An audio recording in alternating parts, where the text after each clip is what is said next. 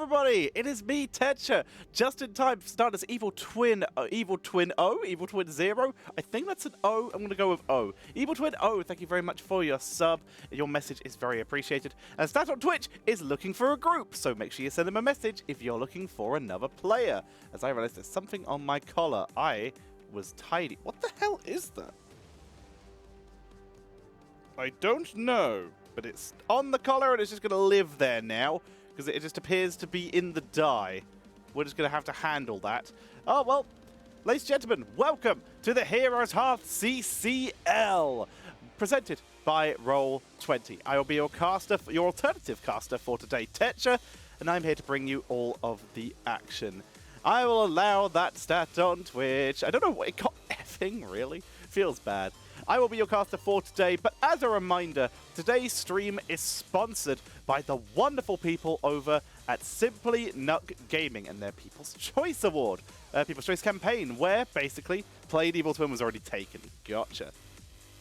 The People's Choice Award is a contest where you can vote on which computer, which of their systems, they have 4 votes throughout the month, will receive the bigger Black Friday discount. The winner of the first week will be announced pretty soon, I think, in the next couple of days. But right now, you are voting on these two. The Nemesis SNUC book, a powerful gaming notebook with insane stats behind the scene. And you are comparing that and trying to wipe this, whatever this is, off while I'm off camera. It's not going too well. That is comparing against the Vortex. Oh, that went well. A portable gaming powerhouse over here. It's in a tiny machine with full-length space for a graphics card. So you head to that Twitter poll, which is linked with the command SNUC, and you can vote on which of those PCs receives the bigger Black Friday discount. The more votes they receive, the more they will think that I have done something for them, which means they might be willing to invest in me or even Heroes again. So if you want to support people who are supporting Heroes of the Storm, then maybe check out SNUC Gaming, where you can show them the love that they have been showing me. See, got it. Hit it with a wet wipe. Boom. Fixed. Now I appear to have left white marks on here, but what the hell ever. That's what happens when you use a wet wipe. But either way, we are going to get ready for our first series of the day, ladies and gentlemen, and we are going to be starting off with, we are, of course, on the Sunday games, WildHeart Esports versus Crowd Control.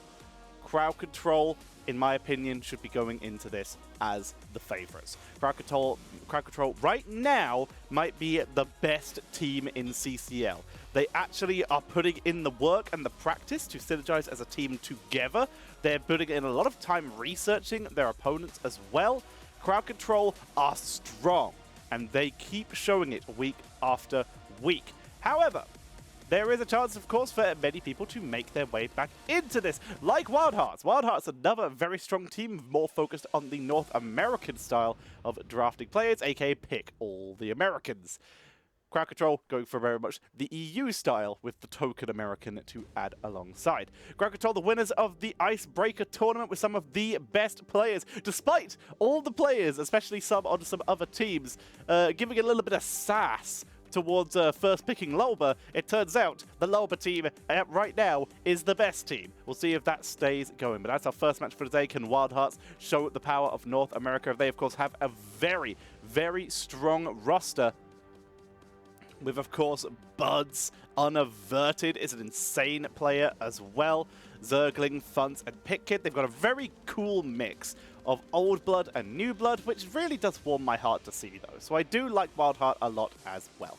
However, the match after that will be coming up with Sidestep Kings, the fan team here, running in with a powerful lineup featuring basically the only Korean players in the tournament, with some EU and NA pride alongside.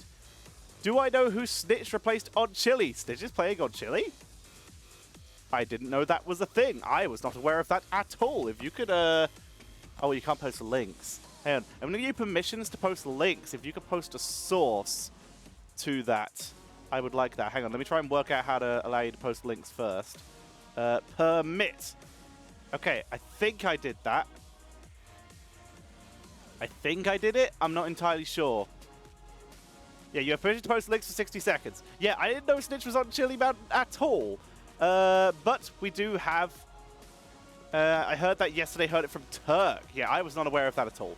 Well, Sidestep Kings and Granite are going to be playing against Granite Gaming, another full EU team, basically going for the strategy of what if we drafted all the Swedes. Unfortunately, one of their Swedes was stolen by Crowd Control here, so they have to deal with what they have. It's still a very strong lineup, but right now, they, along with Chili Mountain, are the only teams yet to get a win on the board. So we will see. Yeah, Tetcher Chili Mountain. Yeah, if you could let me know when you're about to post, I will re-give you permission to post that link, because that link to that information, because that is very interesting information. I know who I think should be replaced, but I don't know anything about that. I didn't even know Stitch was in the hero pool, so that is surprising. He wasn't in the original hero pool. I didn't think he could be drafted. Like, seriously, I thought the rules said you had to draft if you pick someone outside of that comp from the new hero pool. Pretty sure he definitely wasn't on the composition yesterday. Yeah, Snitch was definitely not on that comp yesterday. I know that much. Either way, Sidestep Kings versus Granite Gaming will be our second game of the day. That should be fun. Granite Gaming going to try and actually get a win on the board. Sidestep Kings, they were able to win their first week game, but it was pretty tough. Wait, hang on. Did I get that wrong? Yeah, Sidestep Kings were able to win their first week game versus Simplicity, but they now have to try and beat out Granite Gaming because they feel like they should be in the top of the table, and I believe them. You check the roster, he's not on it, so I don't get it. I don't know what Turk's saying. Maybe Turk knows something we don't, but I was not aware of any of this kind of information. I don't actually have Turk on DM, so I can't check. Nancy, thank you for the 500 bits either way. Very appreciated. Thank you for your support. If you enjoyed my casting today, please show your appreciation by throwing some bits, throwing a subscription or a donation via the Streamlabs link, or buy my merch. I've got a really cool HGC shirt if you're a fan of the if you're a fan of nostalgia, where you can get a shirt with all the casters who cast 2018 HGC on it. It's pretty decent. So, from the main 4 regions. I had to specify that because otherwise I would not have had the space. And also that shirt, at the time when I had money, cost me a lot of money. Now I have no money. So, I guess that's how it goes. For now though, we are waiting for the first game to be set up. Again, we're looking at WildHearts versus Crowd Control to start us off here. Statistics-wise, right now, Crowd Control significantly better in terms of win-loss. Crowd Control are currently 3-1 in terms of series, dropping a single map to 30k, a rematch of the Icebreaker tournament, but performing about the same in terms of actual play back and forth. So right now, Crowd Control, they've won the Icebreaker tournament, they've beaten the team that they met in the finals again. The question is, can they keep repeating that performance? Looking at them, Crowd Control, they are going to be running in with some very strong compositions. They, of course, have Lauber and Dequaza for insane laning and off-laning. X-Ray on that Ana is ridiculous. So seeing X-Ray, the fact that he's able to play that on such high ping is an insane achievement, and I'm very happy to see it. It's always good when you see the EU players stepping up. And of course, they do have their token American heavy and, of course, a very strong professional coach in the form of Porky. WildHeart's not running with a coach here. It sounds like we have a draft. So hopefully that means we'll be heading in shortly. It's not showing up on my overlay yet, so I can't switch over due to weird CCL rules. There it is. Let's head into our draft, ladies and gentlemen, and begin game number 1 between WildHearts and Crowd Control. Let's have a look at these compositions once again. We already talked about Lauber, one of the best tags. X-Ray currently banning for the side of Crowd Control, the support player for that team, with some insane play. Dequaza as the offlaner. Rutzau and Dynao are ridiculous in terms of assassins. Dynao, even during HGC times, was considered to be one of the best ranged assassins in the game. In any region. He was on a little bit he was always underrated, but always showed that he deserved that accolade, and was able to prove it time and time again. For now, though, we see the bans continuing out. Rutzau is a bit more of a younger blood, but that performance level is crazy. Again, they're putting in the time. Our WildHeart's doing the same. Zergling, Buds, Unaverted, Funds, and Pit Kid. They've got some crazy flexibility going on there. Let's see what they can do. Pit Kid, of course, is Justing. Professional player as well from back in the day. Justing and Buds played together on Simplicity, I believe. So they have and Team Octalysis. So they have a lot of time playing together. Starting off with Uther and Zergling on the Leoric to react to Johanna, being played by Lauba. Lauba very keen on this Johanna right now, as she seems to be one of the top tanks in the game. Very highly prioritized from these teams, as Cassia for Dynao or Rutsa. I believe both of them can play this as they bring out the Stukov. Marco was subbing in for Fury yesterday as Takficelli mounted. Yes, but that was nothing to do with Snitch. Marco was always on that team. They had their 6th player rolling in. So very cool. This is a Justing draft. Always cool. Justing a little bit mad when it comes to drafting styles. So seeing him pop in here is fun. Zarya banned away, trying to move that hyper carry potential, which we know could be run by crowd control here. So they keep that out of action. Now let's have a look at the side of WildHearts. In general, they don't get the Stukov that they might have leaned on. The Cassie is stolen away from them as well. In general, they are being taken, they are having most of their top picks taken away. The Ana shall be removed here. D.Va is still available, but they already have Leoric. They'd have to go for double Bruiser here. They don't pick Gazlo either, really flexing their comp. However, they do have a 100% win rate with this Uther and the Ana, the double support comp, which we do know that Justing likes to run, is going to be annoying here. There's Nazebo and Deathwing. Both very late game heroes. Deathwing is, of course, very good in the early game, but he really starts popping off in that late game. We finish off the ability to soak to the late game. The Zagara comes in from Rutsound. That is a really fun pick to see. First Zagara we've seen of the CCL so far. Malthael to deal with that Deathwing as the offlane. Zagara is going to be split pushing all game, trying to force Deathwing to react, trying to slow down the Zebo soak and rotation and annoy that Leoric. The ability to zone from range against him is going to be very, very hard to deal. WildHeart, they're going to finish off with Mephisto. It's having a bit more early game for them. That's double mage, but crowd control don't have the ability to draft react to it at this point. Their composition is a little bit squishier. They don't have that second tank, so that Mephisto double mage, this is one of the few times that it is acceptable. Mephisto's a little bit more burst anyway, and Nazebo is damage over time, so kind of fits into that drafting style as is. Very interesting draft, very fun indeed, but I love that Zagara. The Zagara is very hard to deal with, and I don't think Leo has the tools to do so. They're going to have to rotate and gank a lot more than they would otherwise have to, and I'm concerned for WildHearts that they actually have the tools to execute that effectively. We're going to have to see. It's a fun draft either way from both sides. Very fun, very flexible. The Nazebo, always good to see. We already mentioned that 100% win rate Uther for the side of WildHeart Esports. Gives them a nice little bit of flexibility. They have played Nazebo as well, also 100% win rate. The only heroes they've actually lost on are D.Va, Gazlo, Stukov, Artanis, Cassia, Diablo, Gul'dan, Karazim, Maiev, and Medivh, despite the fact that Medivh was banned out, but that's because the second Medivh shows up, it is very hard to deal. Missed that Tetcher factor in HOTS casting. Thank you, Irajal. It is very appreciated. And a gift sub to Softbird. That is appreciated. Thank you very much for the support, everyone, as we are heading in to game number 1. Let's get this going as we head in to game number 1 of the CCL, week 2, day 2. On the left, it is going to be WildHeart Esports with Pitkid, aka Justing, playing on the Deathwing. We have Unaverted on Nazebo, Buds on Uther, Funds on Mephisto, and Zergling is going to be playing that Leoric. Very fun to see. Very tough comp. Very good late game scaling, but they have some early game power too. On the right, crowd control. They're going to be running with Dynao on that Cassia. X-Ray on Stukov. Rutzau is going to be playing the Zagara. Dequaza is on that Malthael. And of course, it's going to be Lauba playing the Johanna. Lightning Fury stacks at level 1 for the Cassia. This is the go-to build. Thing of the Deep for the Nazebo. So we're staying with the build that was popularized the last time Nazebo was in the meta. Fun to see. Always welcome. Deathwing clearing out the lane very fast here. He's gone for Molten Blood, so going for the health regen. Going to try and deal with the poke that Dynao offers. Reactive Ballista Pause. Extra dive range coming in here from the side of Malthael.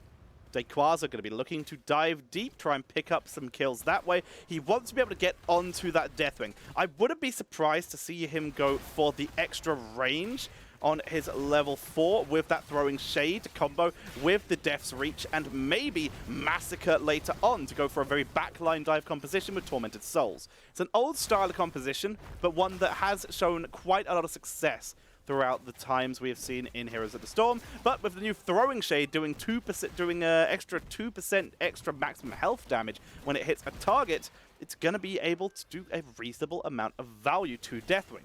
Uther bringing out the full healer build. He is, of course, the only healer for the team with what looks to be basically a main tank Uther / main tank Deathwing, both of them sharing the role here.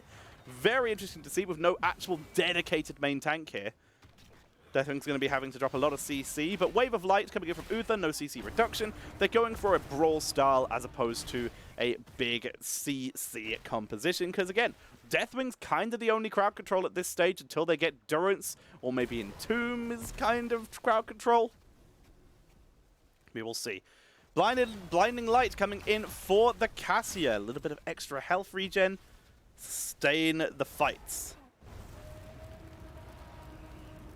Wants to be able to get that big burst. Oh, we don't see the throwing shade. We see Black Harvest, and wow, serrated spines coming in for Zagara. I know a player in some other professional tournaments who unfortunately doesn't appear to like me, who says that Distant is absolutely worthless. Well, here's Rutzau gonna be picking that up. We see the camps being taken by both sides, both teams delaying it. Uther, in fact, even port back. Serrated spines, of course, every time Zagara hits an enemy hero, her attack damage is increased by 0.2. Very fun. Uther should do bonus damage to Malph's Tria with a Lumberjack skin. Oh my god, I'd love that. That would be amazing. Oh, this Uther build. This Uther build's blowing my mind right now. He's gone for Holy Fire. No Holy Shock, which is the usual mana sustain plus poke talent for self-healing on Uther. Instead, they go for Holy Fire. They want to get Uther stuck in. He's going to be in that front line. He is one of 3 frontliners on the team. With no main tank, they kind of have to just let him stick up here. Unfortunately, that's giving Dayquaza a lot of Black Harvest stacks, so he's getting a lot of value already. This definitely might be a Tormented Souls build here, with the ability to dive into the backline and just clean house there. What a fun build. What a fun game already. This is so interesting. We see the paralyzing rage coming in from Leoric, getting the extra slow on his skeletal swing.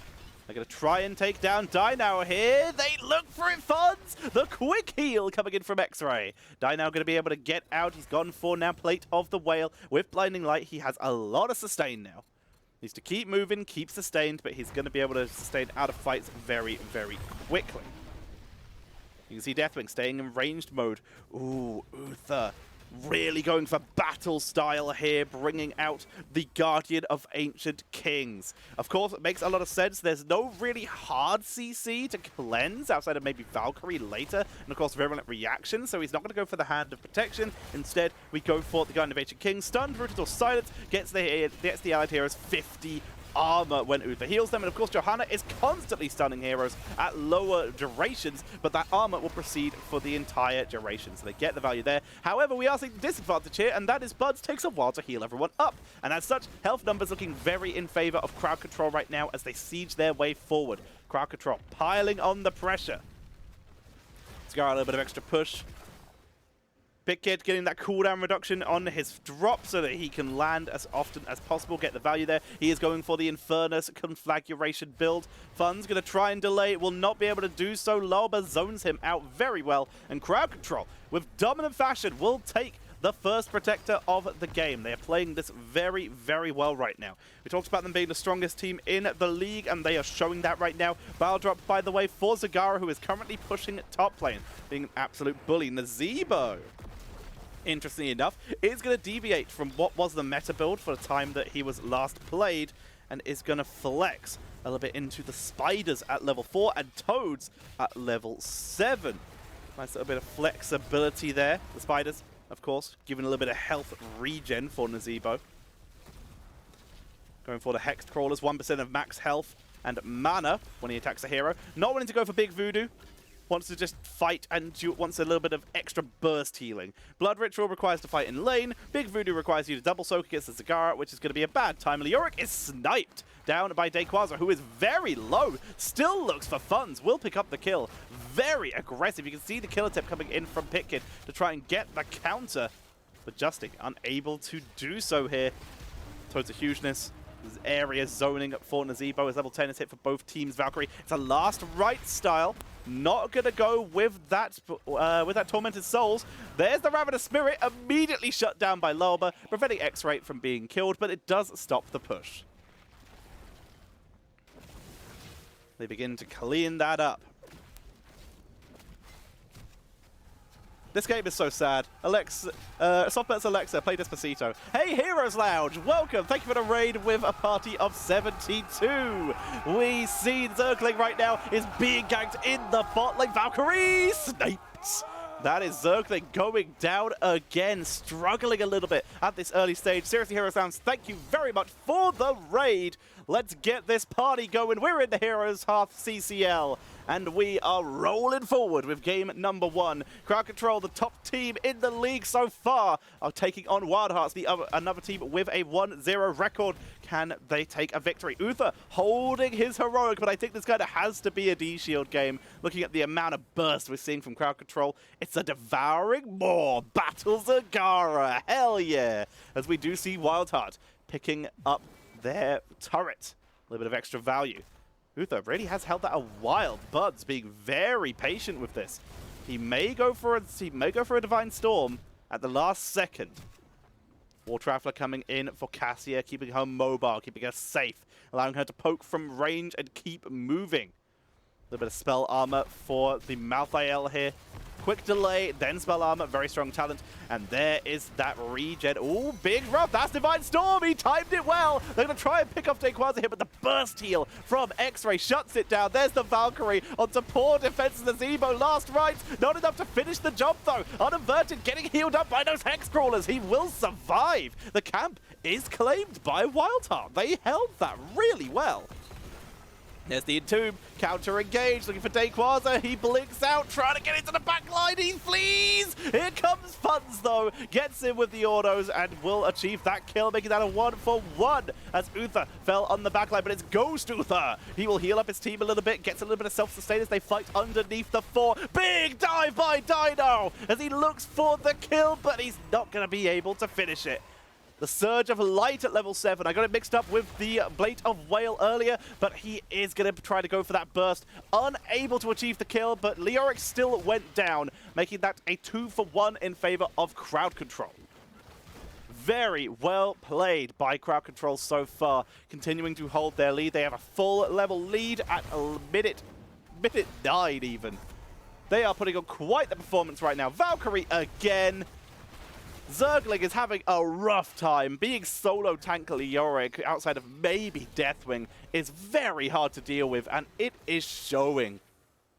Having a bad time right now. Crowd Control channeling in that top lane up to 13% already. Uther goes for well met. Spark of Hatred coming in for Mephisto. Zagara up to 27 stacks right now. Not a huge amount of damage, but every little helps. See how far she can stack up as the game goes on. Nazeebo, of course, goes for Ice Block, because why wouldn't you when you're getting pulled in by Valkyries every couple seconds? Very sensible indeed. Keeping it safe, keeping it sensible. Zagara has Hydraless Transfusion, gets that little bit of regen. Are they going to go with the Corrosive Saliva for percentage damage or Mutalisk?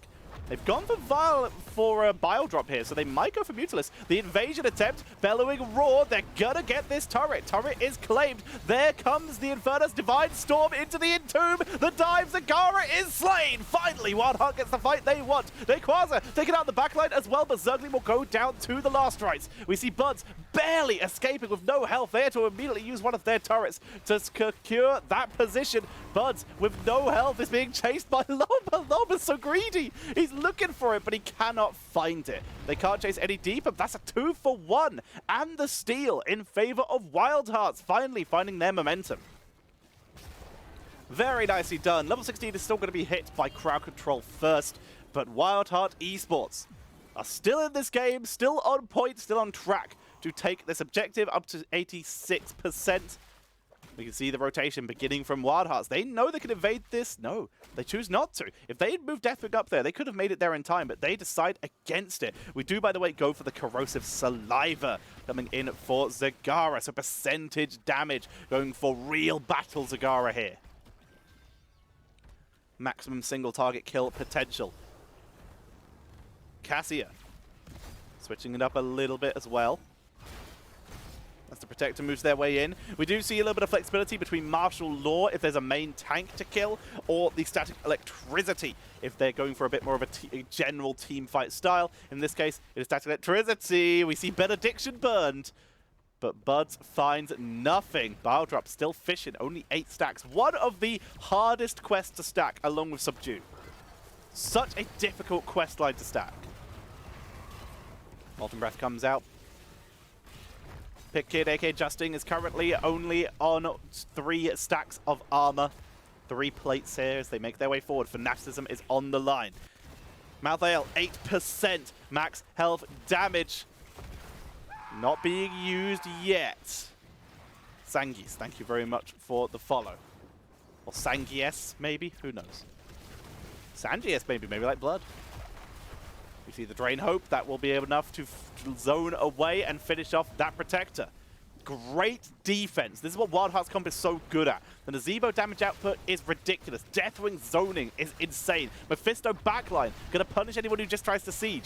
Their comp is very defensive. Here comes Valkyrie, but it's on Uther. They kill him before he can Divine Storm, though. The turret is down. Conflagration in the easy bake oven melts them. Loba barely survives. Malthael already taken out, which means Pitkin has a lot more freedom. Down goes Stukov, and WildHeart crushed through this fight, taking out Loba. They still have Dino and Rutzau to deal with. Here comes Cataclysm to try and slow him down. Gets Dino in the slow. Rutzau will escape, but that was a great fight coming in for WildHeart Esports. I wish I could tell you ex-Zartor, because unfortunately, or I guess that would be Zartor, unfortunately, I'm watching the clean feed, meaning I have no control over the observing, I have no control of the quality, which is why the quality is so low, and I have no control over the UI. I just have to deal with what you see right here, not touching the mouse or the keyboard.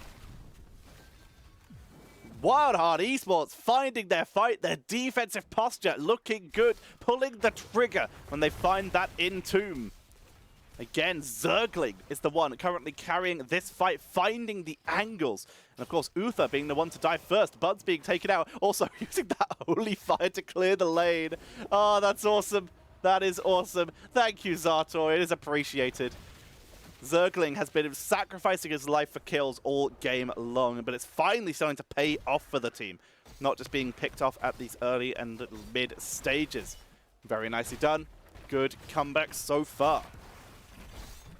Malthael, we already mentioned, has gone for the classic combo Death's Reach into Massacre into the Mortality. 8% maximum health damage when using your Wraith Strike. It's a big burst play here. Making the most of the fact that Deathwing is going a little bit more CC focused in the way in his playstyle, and Uther being on the board, we see the Super Strain coming in for Stukov. A little bit of extra burst healing, but in the meantime, Zergling, as he continues to clear the bottom lane, keeping the pressure on crowd control, despite a massive structure lead. Did find themselves on the back foot for a little bit there. All they have to do, though, is to soak to 20. They might be able to get some even fights again. Black Harvest is stacked. Biledrop was finished. Hooray! We also see, as you can see, Viral Infection is 100% going to be done. Zatiochi, that is Zatoichi, I assume that is. Thank you very much for the supportive words. There's that Viral Infection. Very easy pick here. Ooh, Deathwing. What is that talent? I believe that's the one that gives him extra damage. It is. So when he lands in Destroyer form now, he gets 40% extra damage, and his ability cooldowns charge 50% faster. When he damages heroes, it refreshes the effect. So he's gonna remove himself from the CC composition using that Worldbreaker form and go for a big burst comp. Very interesting. He's going to be diving the backline. They have Buried Alive, of course, which will combo well with this. The upgraded Durance for silences. Upgraded Devouring Maw. I am so on board. None could stop death. Imprisoning Light for the Cassia. Top off for Stukov. Doesn't want to deal with, wants to keep the team topped and healed during the fights. As they begin to clear up. Banelings rolling on in. They clear out the mines. Loba very far forward, going to be forced back. Zergling putting on quite a punishing performance. One of the first Leorics, by the way, we've seen in the last couple weeks going for this ominous Wraith-style build. Pickett still currently in Worldbreaker mode. Here comes the Bless Shield. Commitment by Low, but they want to kill off Leora first. If they get rid of him, there is no Entomb available. In the meantime, though, the Zebo is causing massive amounts of grief, but Top Off is keeping crowd control healthy. They are doing well this time as Dynao goes in. Valkyrie, Imprisoning Light, gets the roots. Divine Storm, though, but it's too late. Uther will fall. Buds is focused down. The Bellowing Roar buys time, but the Ultralisk, not the Ultra, sorry, the Hydra is enough. That's a great little configuration from Pitkid, who's going to try Cataclysm out, but it's too late. The damage output from Dayquaza is too strong. A 3-for-1 in favor of crowd control. Cleaning up there, as we will see crowd control grabbing themselves a Protector. They win a fight with their level 20s. They make their way in. They pulled Uther directly into their team, who dropped the Storm. He does, of course, have Redemption, which is why he is back for this defense. Making this a 4 versus 3. But there isn't a Zebo in that 3. There's a lot of damage. There's the Entomb. Gonna try and take out Zagara so that they can even up the numbers. Roots out tanking through, though, has to burn the Devouring Maw to stay alive. The Protector has ignored everything and is going for core. Unaverted, the only person who can do enough damage to really deal with this, because Leo is distracted. Bless Shield to buy time. Lobo with Indestructible. They're gonna just try and end this here. They need Zergling to do that damage reduction and to drain that Protector, but they can't kill it in time. Protector is way too tanky. That's gonna be game number 1 going over to the side of crowd control. Crowd control putting on a performance so far. Able to take game number 1. Let's go. I will say, just so everybody knows, I very much appreciate the input, and of course I would love to be casting CCL on the main stream right now. I will, however, not be responding to anything that puts down or disparages other casters or said that I should be replacing them, because they are my friends in the majority, in 2 out of 3 of the cases, and the third one seems like a really cool bloke. So as such, I would not want to replace anyone. If I was invited on, I would be happy. I'd be sad for whoever I was replacing, but I will not be responding to any messages that talk about those, that talk about casters being replaced by me. But it is appreciated. Let's have a look at the post-game stats as we head into post-game number 1 talk. Overall, what a performance from crowd control at the end there. Dayquaza quite low on the damage output. Look at Rusal's damage. He almost kept up with Cassia. Ridiculous. Is the Zagara good? Who knows? It worked sure to hell here. Softbird, thank you for gifting a gift sub to Links. Very appreciated. Nicely played. We will take the love. Love is what we want here. Malthael, Dayquaza really counted out that Deathwing, with Deathwing being sort of the main health pool along with Leoric. As long as they could deal with that Entomb, they were playing that game right. Well played. Just a solid performance coming in from crowd control. They are able to put themselves into a 1-game lead. Let's see if they can keep that going, because for now, that was a solid performance. Well done. We're going to be getting ready for game number 2 very shortly, ladies and gentlemen. Right now, crowd control are continuing what is close to a perfect record. They, of course, did not perfect their initial games. They just played a good performance. Totana, thank you for the follow. I missed some other follows as well before the game, actually, I think. Let's scroll down. We did. Firewolf, KCB, Logan Van, great name, Jenslin, all followed yesterday. And Stoke, thank you for the sub as well. You're all very generous and very appreciated. But overall, crowd control, just an incredible outdraft there. They could have even gone for anti-heals on the Malthael, but they know they didn't need it. Making sure they had that AoE to catch multiple members meant Malthael was going to be killing everyone. They didn't have enough immediate lockdown outside of Uther to punish Malthael, because their burst damage was Mephisto, and he requires a little bit of setup, and Nazebo again, a little bit of setup. No one can kill Malthael quick enough to prevent him from just eating that backline. That was a good outdraft by the side of crowd control, and as such, WildHearts are on the back foot. We'll see if they can turn it round, but overall, a solid start. Well played. Thank you for the encouragement, and again, thank you for the sub, Stoke. Excuse me. So, be prepared to get ready for game number 2. I, of course, don't get to know the map bans here because I don't get that on my stream, annoyingly. However, if you're enjoying, make sure to be like the wonderful people who've been supporting so far and maybe support with a subscription or a donation of bits or using the Streamlab links below if you don't want to give Twitch as much of your money. However, you can also support completely for free. You can help me get money without doing anything on your side. 1, turn off ad block. I do run ads in between the games sometimes because 1, it turns off mid-roll ads, which is really good because I don't want that bloody running during the game. And for second, it also is money. But third, I have a sponsor for my casting, Simply Nuck Gaming, where if you hit !SNUC in the chat, then you can support me for completely free by just going to that post, the Twitter link linked in that command, and voting in the poll.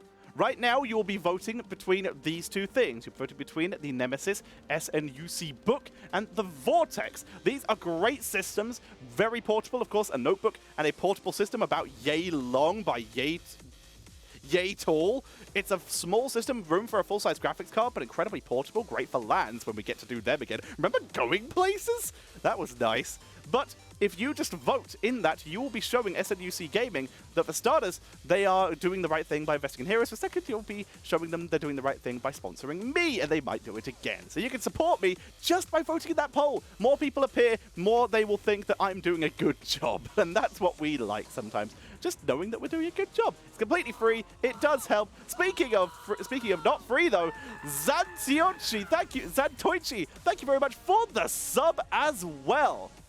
Very appreciated. We are on a hype train, I think? We have a hype train. Choo-choo!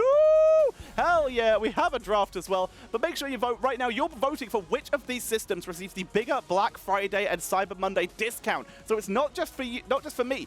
If you are looking for a new system, or you know a loved one, or just a friend looking for a new system, then vote on which one of these gets the better discount. It loses you nothing, it benefits other people, and it benefits me. Ain't it brilliant? We have a draft going on. Let's head into it. Thank you for the hype train, everybody. Choo-choo! Let's get us to a level 2 hype train. As we have the Kroby band out. Brightwing is also the support of the league so far. So it's going to be taken out. Brightwing and Stukov, definitely the highest priority supports in CCL right now. So crowd control going to remove that to not deal with it. Let's go. We're caught up. Junkrat is going to be banned away.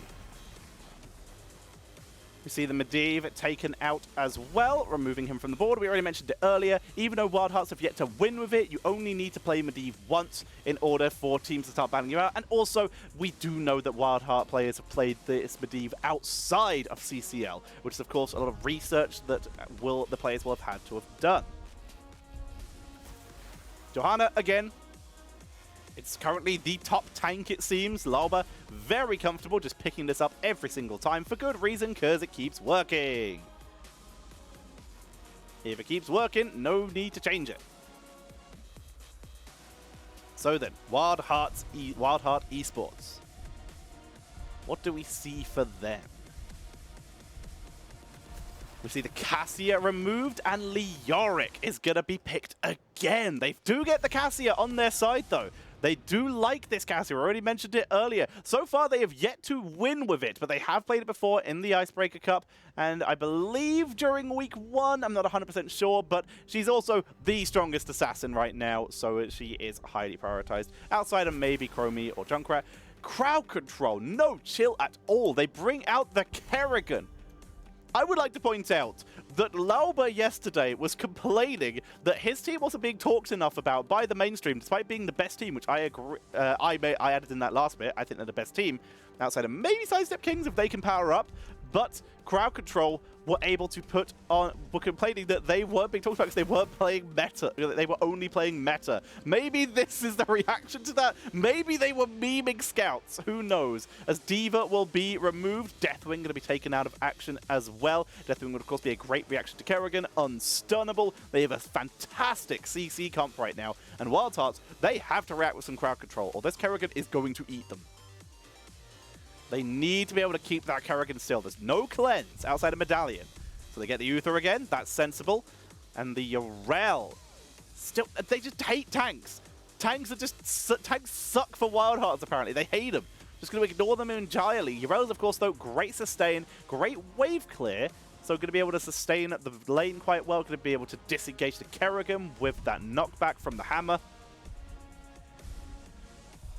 But now, crowd control, they still have their reactions. They get Syl for burst and Malthael for burst. Their burst damage right now is crazy good. I would love to say that that Buds could pick Divine Shield again, but cooldown reduction on last rites means it is a great bait out for the Divine Shield. It's always good. Wow. I mean, that was always a complaint about from Gen G Softburt, where they say that Gen G, MVP Black, etc. as Ariel, they are going for that double support. We expected that for Game 1. They do it this time. Aegis to maybe protect against Kerrigan, but of course, still no cleanse from Ariel here, as Funz is going to pick up that Uther. Go for that triple front line, Cassia hyper carry. But yeah, also we have 30 seconds after that hyper train. We're at 94%. Let's see if we can get it to tier 2. But of course, Gen G, MVP Black, were always a little concerned because they never felt they got the cheers from the American crowds because they always won. And American crowds really like underdogs. So they always felt like they never got the love that they really wanted. And they just wanted someone to cheer for them. That's all they wanted, but they never got that. They never got that situation. All right, 5 seconds left on the hype train. Let's see if we can get it to that tier 2. I don't think we're going to hit it this time, but again, thank you everyone very much for the support as we pull into the station. Thank you very much as we prepare for game number 2 between our two teams. Crowd control right now 1-0 up. I think that Malthael again is a really solid pick. I'm concerned about Ariel's lack of CC. She has a good disengage. I'm wondering if it'll be enough. We'll find out as we are heading into game number 2, ladies and gentlemen, of our best of 5 series. Let's get this going. On the left, WildHeart Esports. Buds on Ariel, Unaverted on Cassia, Zergling playing Urel, Funz on Uther, and Pitkid, aka Justing, going to be playing on that Leoric. On the right side, crowd control with Dayquaza playing the Malthael, Rutsau on the Kerrigan, Lauber on Johanna, X-Ray is playing the Stukov, and Didao, that hyper carry on the Sylvanas. But there's so much damage output coming in here. Charge strikes this time. There's a lot of grouped up members of crowd control, so Cassia reacts with that. Uther, Wave of Light again. Damaging healing coming in for the Ariel. The Searing Light? Yes, Searing Light coming in at level 1 as well. They want to be able to fight stuck in. They have a triple front line with that Leoric, the Uther, and the Urel. Might not have the Leoric for much longer. They're going to survive, though. Able to Wraith Walk out this time. Forced to retreat, though. The damage is good. Great medallion from Loba, but it does not help the turnaround. The damage from Unaverted. Too much to deal with this time. First blood goes over to WildHeart Esports, and they're playing this quite well. Looks like they might, in fact, have enough crowd control to deal with this, pun intended. We see Funz clearing out the lane for the moment. Bot lane is already dueling. Urel being forced to back up. Urel, we already mentioned, flexing her level 1 as well, going for the Light of Karabor. Going for that 45% healing increase per enemy hero, up to 90% bonus. So if she hits 2 heroes in that Vindication's radius, she's going to get big sustaining these fights. And of course, multiple melees, Malthael, Kerrigan, Johanna. It's a good chance of getting that off, especially with using the D. Sylv going for a spell power based build, very standard here. Nothing too surprising. How much longer will we have Medallion? Has Blizzard announced a plan? I'm going to go probably till next year. I'm going to say February next year. Which is a shame. I like it. I think it's really good. I really like it. Sylv starting with the Might of the Banshee Queen, as we said. This will combo very effectively into Barbed Shot later on if she's going to try and kite the Kerrigan, which is sensible because, kite the Urel and the Uther, which is very sensible and wants to kill them off from a safe position. But if she wants to dive that Ariel, perhaps, or that Cassia, then we may see it comboed with the Festering Wounds. Go for a backline dive with Windrunner. For now, level 4 is hit. Ring of Leech coming in here for Dynao, going for the side of WildHearts, as we do see Zergling trying to put some pressure on. The Rutsau from the side, Unaverted, causing a lot of damage. Low, but low again. forced to back up, is struggling at this early stage of the game, getting bullied out by the actual damage output here. But we see Black Harvest coming in once again from the Malthael. We see the Bruiser camp being started by Crowd Control. WildHearts, of course, got theirs earlier, but it's already been cleared. Top lane is having a bad time. Dynav's trying to clear out, but it's having a rough fight here. Lauber makes his way up. Little bit of a blind there, buys some time. Tiny bit of extra damage as well to help clear the lane due to the fact that he's gone for the extra damage with Sins exposed. Kerrigan, sharpened blades now. Ready to go for that burst combo. Not going to time it with the Siphoning Impact, instead going for Fury of the Swarm. So they know they're going to be fighting grouped up members. Great lurking arm. Uther goes down as Dayquaza comes in from behind, tries to cut off the retreat here, but they're still trying to fight this. Zergling forced to leap over the wall. Dayquaza attempted to follow. Uther finally dead. Rutzau being chased down by Unaverted. Pulls in the stun. Only hits BitKid as Rutzau will escape. Down goes Stukov though. The trade still turning into a 1-for-1.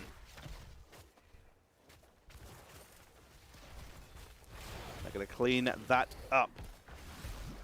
Energized Cord coming in for the Ariel, getting a little bit of extra energy that way.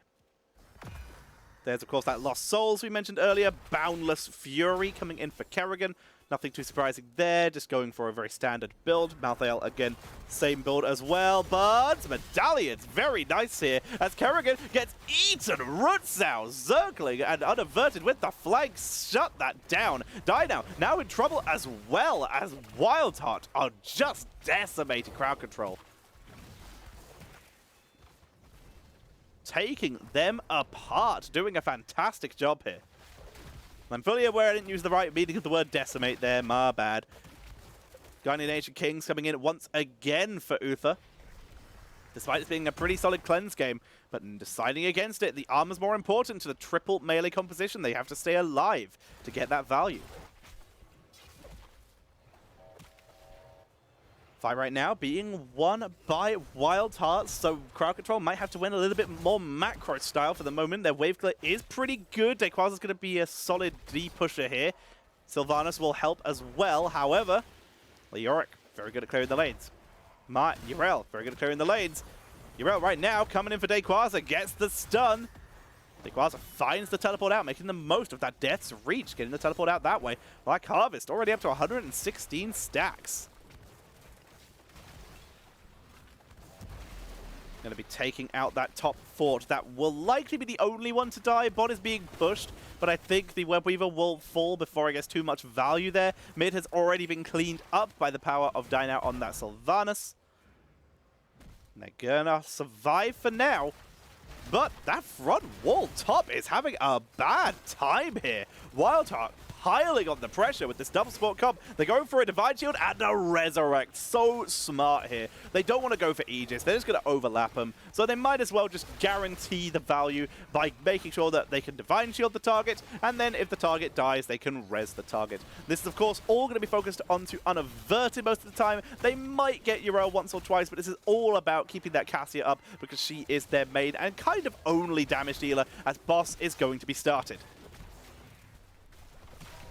Right now, we do see Yrel D-pushing, distracting. Loba sees this happening. Will they evade it? They just got level 10. Bless Shield available, and we immediately see the boss is abandoned. WildHeart trying to time that, trying to distract that. They don't want to risk fighting, though. Wailigara, we do see a Tormented Souls this time with a D-Shield on the board. Makes a lot of sense. Entomb, dropped onto Dayquaza. He's going to dive the backline. Tormented Souls as he goes in deep. Wailigara is available, as is Ultralisk. Massive shove. Used onto Zergling in the backline, who is isolated, who will drop the Undefender and will get out of there with the Righteous Momentum. Pulled in, though. Great shot by Rutzau. It drops the Ultralisk for the follow-up. Bless Shield as they're forced to turn onto Leoric to just try and get a kill. They will get PitKid. The Ball Lightning gets some good damage, but not enough to get a counter kill. Some of the gems were collected, but most were lost by the side of WildHearts. As Crowd Control win a fight, they dropped everything on it, but they do win that fight. Resurrect is, of course, available, but they don't want to use it on Leoric. You will never see a resurrect on Leoric in this game unless we are at the 18+ minute mark for spawn timers. Zergling backing away. Dynow was thinking about the chase, but of course made it so he had the escape route in case he was ganked.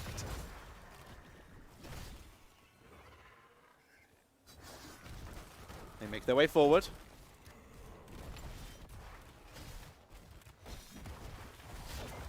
Quasar over the wall here, but they do break the side, meaning they can keep the pressure on. Black Harvest is done, by the way. Stacking Detainment Strike for the Ariel at level 4, trying to help with the disengage with the repeated offense. Increases the damage by quite a bit, and the knockback distance by 25. This is the main use of this talent, at least in this game. And Uther getting a bit of a speed boost, which he's going to have to use now because he's getting chased down. There's the good Detainment Strike by Buds. Rutzow, a little bit isolated here, but he's going to make his way back. X-Ray's healing him up. Entomb separated the team in two, but Pitkin is looking low. Quasar, Tormented Souls into the back line. Going to try and set this up for maybe a kill by Dynow. Rutzow, if they can get onto someone. Zergling's going to target. Medallion's their way out. Pitkin still low, though. The chase from Quasar continues, and they are able to take out Pitkin. Justing is off the board.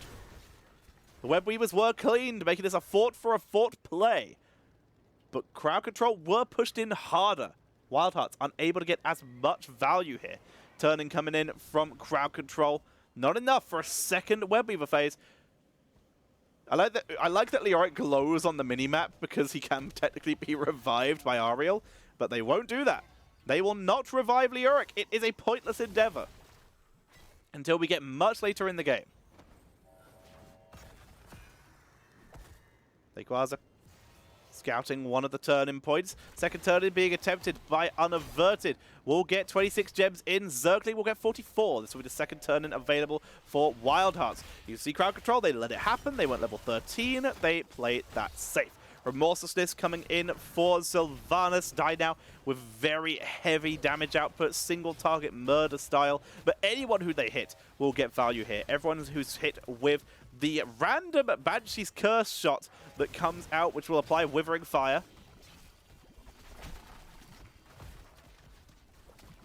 Wrong way around, sorry. Withering Fire that will apply Banshee's Curse from Remorselessness auto-attacks, which increase the range as well, which of course combines with the Might of the Banshee Queen and sets up more damage for Lost Souls as they stun out Yrel. They Virulent Reaction her this time, and they're forced to D-shot. Oh, and Ardent! They layer them together. Big mistake as Zergling is in full retreat. Zergling might still live, though, due to this, so it might be worth it. Quasar's the one to die. Loma looks for the counter kill. Pitkin comes back in. Zergling's still healthy enough to take this fight. The Keep is trying to help them defend, but that was a disaster. Despite the misplay from WildHeart's, crowd control are the ones to lose Malthael, really showing the issue with that kind of low hit point offlaner, that if he gets turned on effectively enough, he will still die.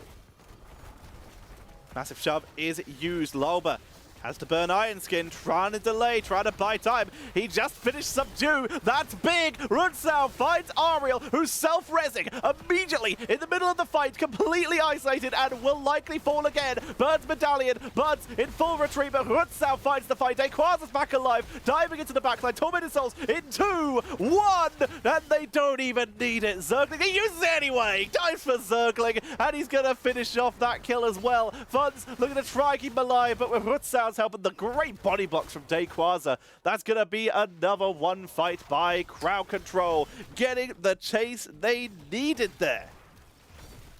They're going to be the ones to pick up the boss. So many gold spots on your mini-maps right now, and so few angels to bring them back. Boss will be taken. Mortality on the line. Evasive Fire for Dynow. Painful spikes, increasing that Kerrigan Impale damage. So they go for their second turn-in of the game. It's going to be a turn-in boss combo. Ooh, they're delaying. Why are they delaying? They're going to get Bruiser. Siege Giant's not up yet, but they're waiting it out. They're not going to combo this with the boss. They're going to combo it with the spell armor of the Bruiser. Sensible. Level 16 now available for WildHeart Esports. Talents are evened up.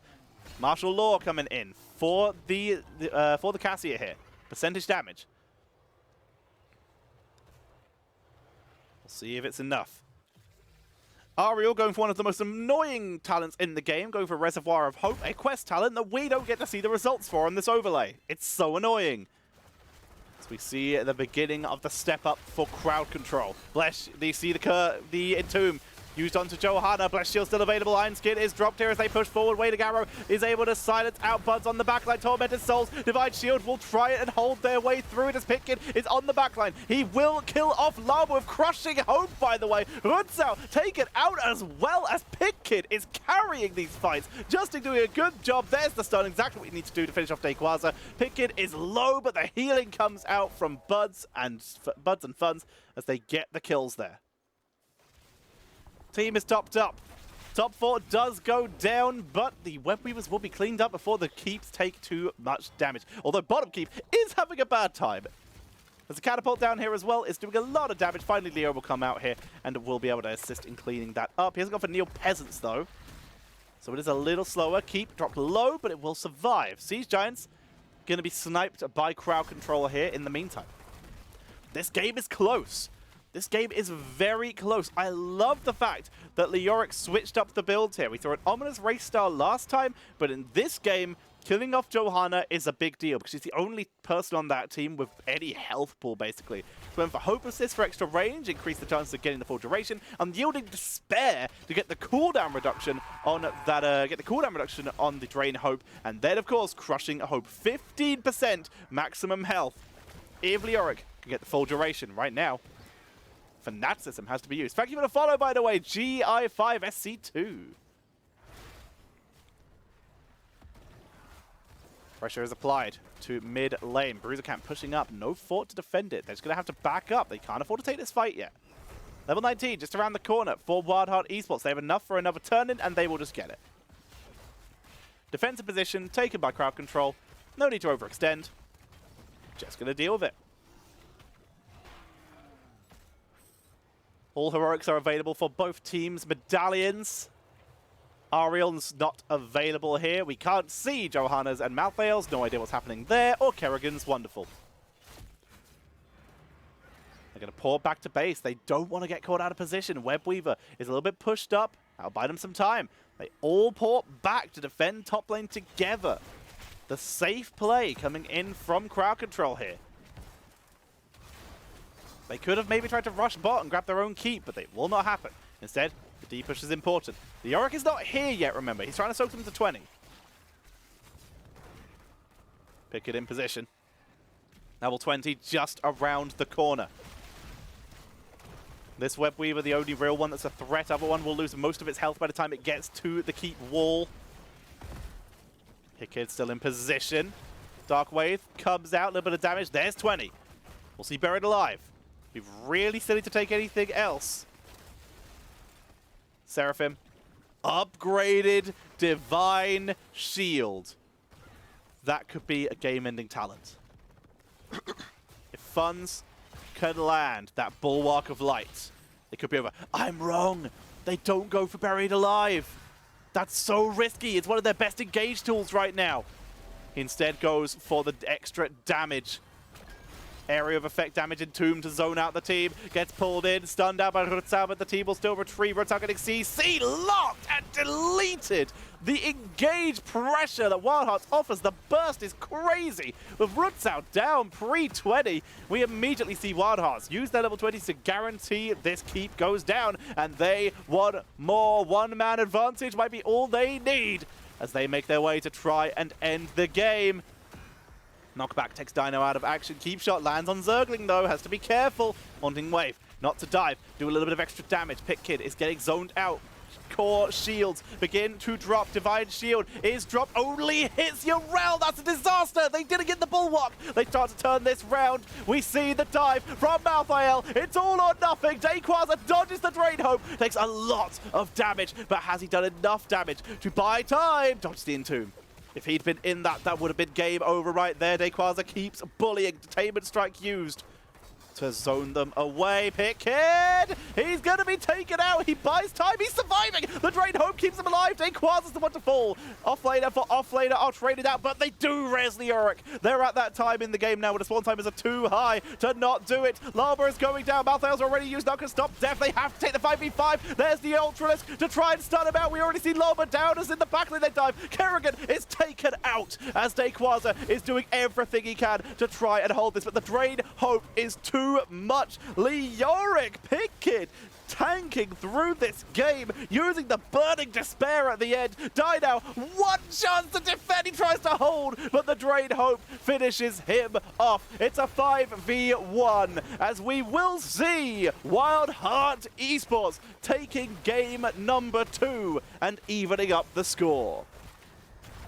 Very well done. X-Ray puts on a valiant effort, but he will fall. WildHeart evening up the series. Taking us to a game number 3 in this best of 5 series. Very impressive. Very nice by WildHeart at the end there. The Drain Hope build from Pitkid, from Justing, was clutch. That was the saving grace in that game. If they hadn't dropped that, that might have been a crowd control game. But honestly, look at the damage output. Leo, 55,000 to hold that game for his team. He didn't even top the XP. That was Zergling. Pitkid using Leo basically as a main tank with the extra slow and then just tanking. Just never dying. Finding the target, getting that percentage damage onto them, and just waiting. Staying alive, gay biceps. Ooh, thank you very much for the follow. Message me later. I'm kidding, but thank you for the follow. It is very appreciated. So, very nicely played. Talents-wise, look at that. The Crushing Hope, the cooldown reduction on the Drain Hope as well was a big, big important talent coming in from Justing at the end at the level 13, allowing him to use that Drain Hope on cooldown, which basically meant he was always able to get it. Even if he missed, it wasn't too bad because he would still be able to use it about 3 times in one fight. And Johanna, for the 2nd game in a row, beginning to struggle. Larba's playing this very well, but the fact that they have gone 2 games in a row now without that extra beefy frontliner to allow Larba to swap off and sustain, they're having trouble. They are having trouble dealing with this. And thank you very much, Gay Biceps. It is appreciated. Well, impressive work so far coming in from both teams. WildHeart, not out of this yet. Holding themselves together, keeping their game alive. Not bad. Not bad at all. I am impressed. I'm curious if they can bring it back for a game number 3. Right now the score is 1-1. They have already ruined any team's chances of having a perfect game. Actually, you know what? Crocodile's already lost their series 2-1. So, yeah, I think no one can do a perfect game now. Let me double check. Double check. No one can have a perfect season. Group stage. Quickly check the stats. Yeah. Oh, no. WildHeart's 3-0'd Granite, so they could have done it if Crowd Control hadn't taken that first game off of them. Oxygen, they lost the series to 30k, so they can't do it. So the only teams that could have an imperfect season, Granite Gaming and Chili Mountain could have an imperfect season if they continue to have issues, shall we say, if they're unable to take a single map. For now, though, excuse me, I hope you're all enjoying. I hope you're having a good time. I'm having a very good time. Let me know if there is anything that you would like, anything you'd like me to do audio-wise, if you want me to mess with any of the settings. Hope you're having a good time. For now, though, we're getting ready for game number 3. You are having a good time. That is cool. That is awesome. Oh, the sunglasses, cat. Do I have the sunglasses still here? Yeah, I do. Boom. I'm the coolest kid in class. I'm so cool. I can't see anything. Hang on. There we go. Everything is lovely. Here we go. So hang on. Boom. Boom. I'm seeing the draft in 5 dimensions. I'm seeing so many stats, it's unreal! Max headroom audio filter, unless you're too young to know what that is, then I hate you. I think I know what that is. I think I do. I think that's the... Oh man, I'm trying to remember back to my radio training. I think it's the... Is that the effect that makes everyone sound like they're from like a 60s cartoon, 60s radio broadcast here, Dateline Mount Fuji. The Zeppelin race is in full swing. Am I remembering that one? Now he can. Now I can smell the inting. Oh man. I am the. Do not question the ascended caster. He can smell your ints. Oh man. I think. Am I right on that? Please cast like that. Wow, looks like they're going in and gonna completely mess up that engage. My God. It's such a deep engage. They're gonna absolutely die because they didn't use any of their medallions. It's more of a glitchy stutter from early data computer animation. Gotcha. Yeah, I'm not familiar with that one. I don't think I learned that in my radio broadcasting, I'm afraid. Sorry, Softbert. Sorry. You can hate me. That's understandable. Yeah, I did a radio broadcasting degree. My degrees are all over the place, but all kind of integrated to what I do now. I have a degree in IT, just regular computer stuff. I have a degree in drama and theatre studies. And I have a degree, I have a formal education in voice acting and voiceover, and I have a degree in radio broadcasting. You see a bit of Back to the Future in the 80s cafe. Gotcha. I have not seen Back to the Future 2. I've only seen Back to the Future 1. It's on my list, but I haven't got around to it yet. I'm really bad when it comes to movies. I'm sorry. I have a really bad time when it comes to keeping up with movies. Please read an audiobook. I've thought about it. I really have. It's actually a decent form of income. Books are boring. I love listening to audiobooks, but I have no patience. Oh dear. I have a few friends who are big into watching movies. That's fair. In Back to the Future lot, you've already seen both movies. Nice. Well played. Marty, we have to go back, Marty. That's the wrong voice. Can't do it. Oh, well. Oh, dear, oh, dear, oh, dear. Yeah, I've really thought about reading an audiobook, and I have actually read an audiobook. It was poorly written. But I did read an audiobook to test it out, and I enjoyed it well enough, but books are long, dude. Books are really long, and I always forget what voices I gave to character. What if Morty and Marty Ned? Jeez, Doc, do you really think this is a good idea? Aw, I don't know about this. I don't think we should do a collab, Marty. Marty, you're missing the point there. This is Marty. We're a rip-off character. Oh dear, books are amazing. Though I would be a great book reader. It is appreciated. I'm very bad with patience. I like listening to stuff. I very struggle with doing two things at once. I forget what voices I do for stuff. I'd be tempted to try it. I would be tempted. Maybe I should. Please narrate an audiobook. How do I narrate an audiobook? It looks like Jeff is turning the page.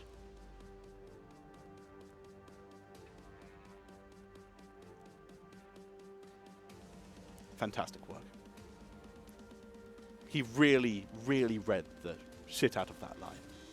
Yeah, books are great when you're actually looking to be calm, whereas I'm always trying to do something. Yeah. And now chapter 3, oh, dude, Stephen Fry is the best audiobook reader. There's no questions asked there. That I'd never read a Harry Potter... I read the first two Harry Potter books, and then I realized that listening to Stephen Fry telling me the Harry Potter books was the better option and the better experience. I had a much better time. Stephen Fry is a treasure. Absolute treasure. I miss him on QI, although Sandy Topsvig is doing a very good job. Although I think they're on hiatus due to pandemic, so oops. Feels bad. Will Wheaton. I've never heard a Will Wheaton audiobook. That sounds interesting. I know when I had an Audible subscription back when I had my one real job, like outside of esports, where I was working in the kennels, I always listened to audiobooks. And the ones I listened to were Hitchhiker's Guide, the Harry Potter series, and I listened to the entire works of the Mighty Boosh back when they were a radio show. Those are the ones I listened to the most. Or the ones I listened to during my time there. A lot of times I listen to music too. If you haven't listened to the Mighty Boosh as a radio show, it's awesome, by the way. I would recommend it. Alright, let's have a quick Let's have a quick peek as to what the mainstream's doing. I know they're on break because 2 games is too much. Okay, they're back at least. They are in the same thing. They are back from a break at least. So there's the start. So we're getting back in. I don't know what the boost thing is. I thought it was a comedy show. It was. It was a radio show on, I believe, BBC Radio 4 with Noel Fielding, and I can never remember the other guy's name, and I feel bad. But yes, he was on Taskmaster. Noel Fielding was the one there, and he was awesome. But it started as a radio show, and it got translated into a BBC 4 TV show with the lowest possible budget, where basically Noel Fielding made 90% of the props. It was brilliant. It was absolutely superb. So we have our draft, as we're going to be heading in. Sounds like Doctor Who, the Lost Mood of Poosh. Oh dear. The Lost Mood of Poosh. Oh, way, oh, way, oh, the Mood of Poosh. If you've watched The Mighty Boosh, you will get that reference. If you haven't, you will be very confused. Alrighty, Junkrat going to be starting off with the ban. Nancy, thank you for gifting a sub to Black Milk Online. Very appreciated. Gifting 2 subs in the channel. You are being very generous today, and it is very appreciated. Very confused, but that's nothing new. That is fair. One day I'll get a sponsorship from a VPN company, and I will get you guys as cheap VPNs as possible, so you can watch BBC iPlayer and watch the Mighty Boosh. There's the play. I think it might be on BritBox as well if you're American, which is honestly, for like Whose Line is it anyway? Sorry, for Would I Lie to You and shows like that, it's probably worth the subscription to BritBox on Prime. Johanna gonna be picked up first again. Oh, the steal! Excuse-moi. We're gonna be seeing the Malthael Yrel. Very quick steal. So they're still going for that double bruiser play, but they want to get rid of that Yrel because Dayquaza has been eating them. It's nearly turned the fight so many times. So D.Va will be coming in for Dayquaza this time. Now going to steal that Cassia away. They have played the D.Va before, have crowd control. They currently have a 100% win rate on it, so let's see if they can keep that stat up. It's not on Hulu? I don't know. I'm British. We don't get Hulu. Feels weird, the lack of Imperius. Even his offlanes or main tanks. Remember, Imperius is as good of a main tank as he is as an offlaner. Never forget that. It's never good to limit someone with that much flexibility. Crowd control. The British don't get it or don't get it. I don't think we get Hulu in the UK. I don't think it's available to us.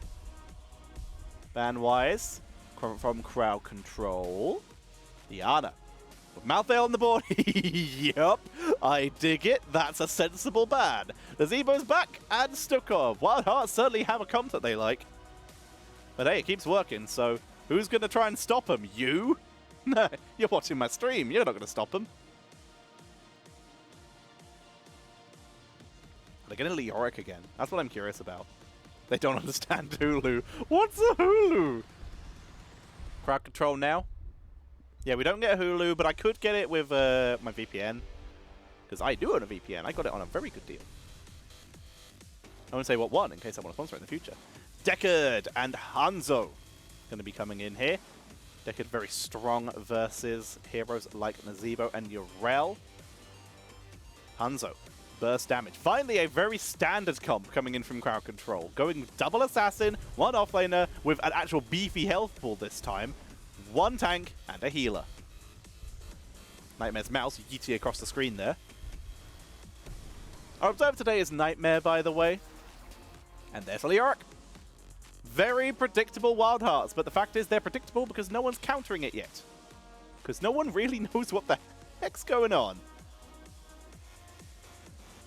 These are our drafts for game number 3. Who will take the lead?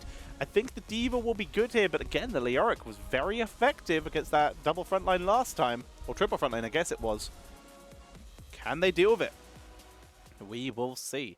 Reminder, you are watching the HeroesCCL presented by Roll20. Roll20 are not sponsoring me, but I do use it, so go Roll20, I guess. They're doing a good job. They've really improved from, apparently they've really improved from the stuff that happened in 2018, so I'm very proud of them. And I do use Roll20 a lot, so what did I just hit? I hit the wrong button. I fixed it.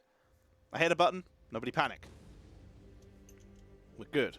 But good. I hit the intro to a different show, but it's good.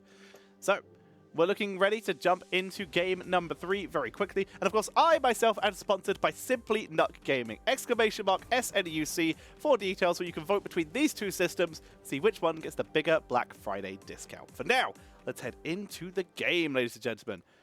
Whereas, on the left, WildHeart Esports with Zergling, predictably, on the Leoric. Oh no, Pickett was on the Leoric last time. We're going to see Pickett on the Urel this time, unaverted on the Zebo, Buds on Stukov, and Funz. We'll be playing Malthael, so they've swapped it round a bit, being cheeky. Alrighty. And on the right, Crowd Control. With Rutzau on Hanzo, X-Ray on the Deckard Kane. Dynao going to be playing Cassia, Lauba on the Johanna, and Dayquaza bringing out the Diva. Despite the double percentage damage team, we're going to be seeing a full metal for Dayquaza, which increases max health. A brave choice. See if it makes a difference. Build-wise, looking pretty similar, although Leo's going for a bit more wave clear this time, which makes sense as they appear to have swapped around who's playing it. With Zergling, their main offlaner, going to be picking it up this time, heading up to top lane. React Ballistapause coming in, Scatter Arrow, and Lightning Fury build for the Cassia. They don't want to go into a Charge Strikes because they don't want to give Malthael too many targets to hit. We'll see if that makes a difference. See if it is the right play. But yeah, so far builds pretty normal across the board here. The Scatter Arrow can sometimes be exchanged for the Q-based build with the Bullseye, but not this time. Loba cleans out. Dayquaza and Dino right now chilling in top lane. Dealing with Zerglin. Nothing going to be made of it. Loba spots the camp being taken. Team's on the way. He is going to invade this. Very brave. Going to try and tank through. Dayquaza even comes down for this. And with Leo not here yet, how long can Pit Kid tank? Lurking arm from over the wall. Buds well positioned. That's going to stop Diva from getting the value. Dynao's going to have to step up. Loba makes his way onto the point, but Dayquaza is completely isolated. Good knockback from Pit Kid, and the camp is secured. That's a that's a triple kill. There we go. Picking up Hanzo with the Spooders. You could say here, the question is, did he die from the Spoders, or did he die because a vase was thrown at his head? These are the questions. But that's a triple kill coming in for WildHearts, as once again, for the second time this series, Crowd Control go for an invade and get turned on. They are underrating this comp, and they are being punished for it. Hex Crawlers coming in for Nazebo. Hand of Freedom coming in for Urel. There's the Throwing Shade. So we see WildHearts going for the composition that Crowd Control did not. Crowd Control very much leaning on that Black Harvest. There's that Blinding Light coming in for Cassia, getting that extra healing output. And Rush down for Diva. No surprise there. Potion of Shielding for Deckard. No Rubies. Rubies can help Diva quite a lot, but in this case, the Potion of Shielding, it's going to be such a big deal against Malthael, fam. Being able to protect against that is a big, big play.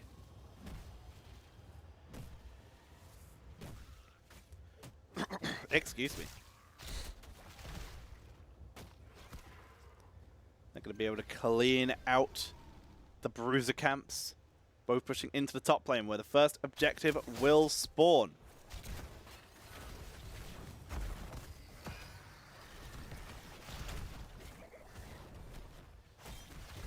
They put a little bit of pressure on.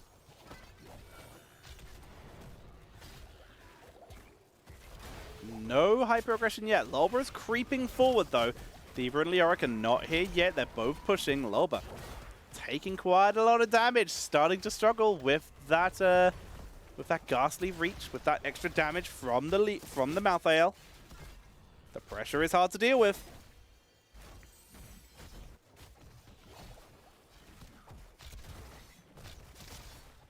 It's a slow start to this game. Loba pulls him in. No luck yet. Great momentum, by the way, coming in for the Leo. There is the weighted pustule and this lurking arm. Trying to get Dynao out of the fight, and they succeed. No! Quick heals from X-Ray. Dynao survives. Able to heal himself up. Fun's now in trouble. Pickett zones out that backline, leaving just Lauber and Dayquaza up here, but they still keep sieging. Health bars looking way in favor of WildHearts, with the Stukov AoE healing playing up very heavily compared to the Deckard Kane single target heals. Rutzau has to back up. They just leave D.Va on the point. It's 26-18 though.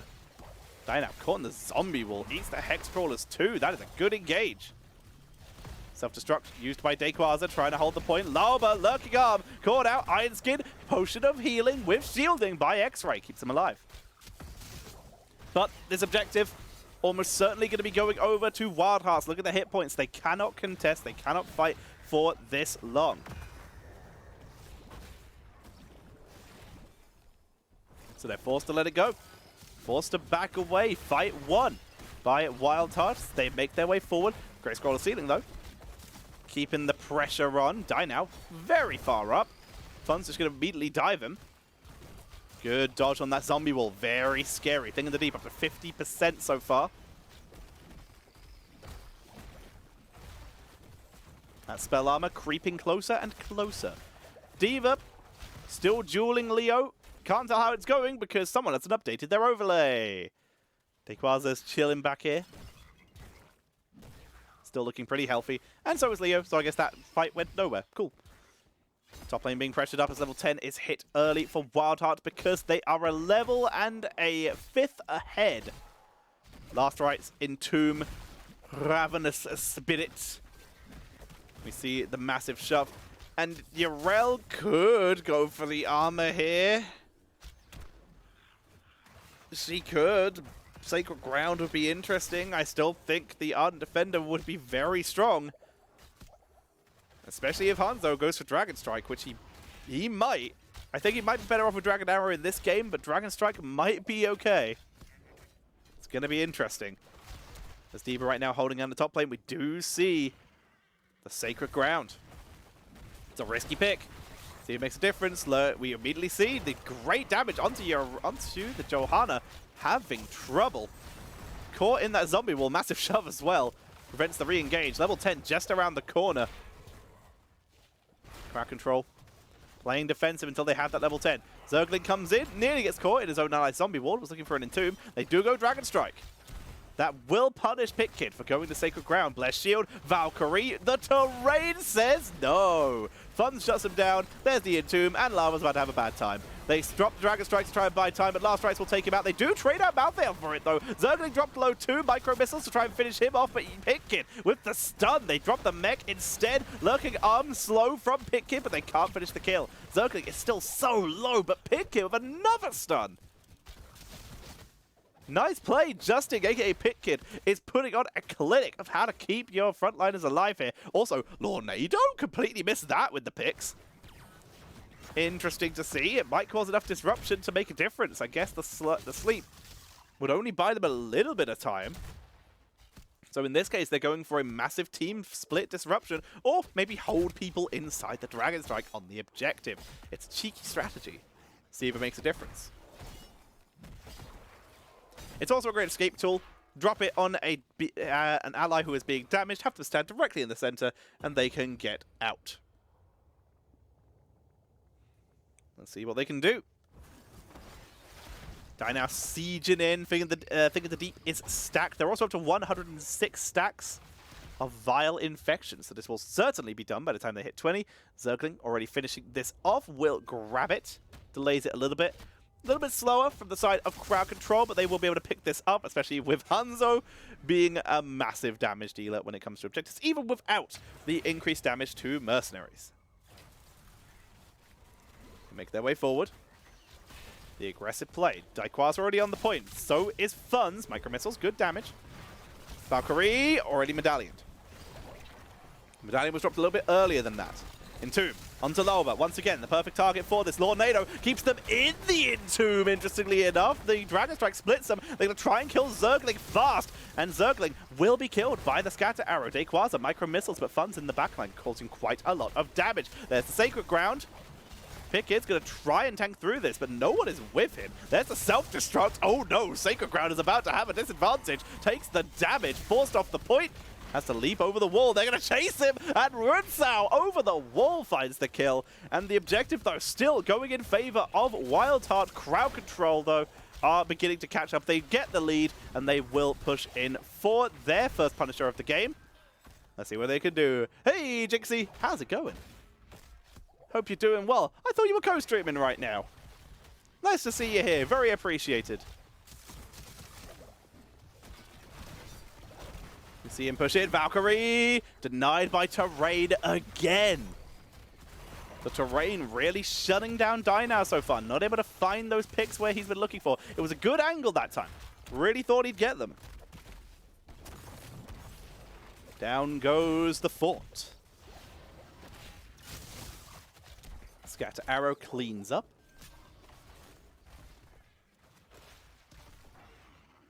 Let's see what else they can do. Right now, crowd control beginning to seize momentum, gain their angles that they need. And they're looking good.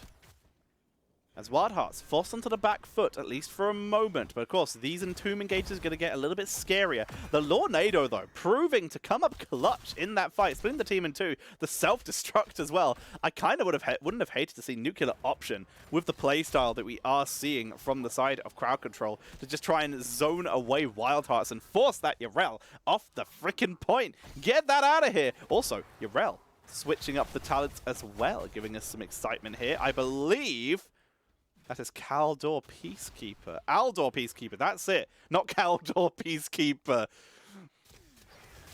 I am Kaldor, I keep the peace. Dequaza are going to back up. Taking the damage.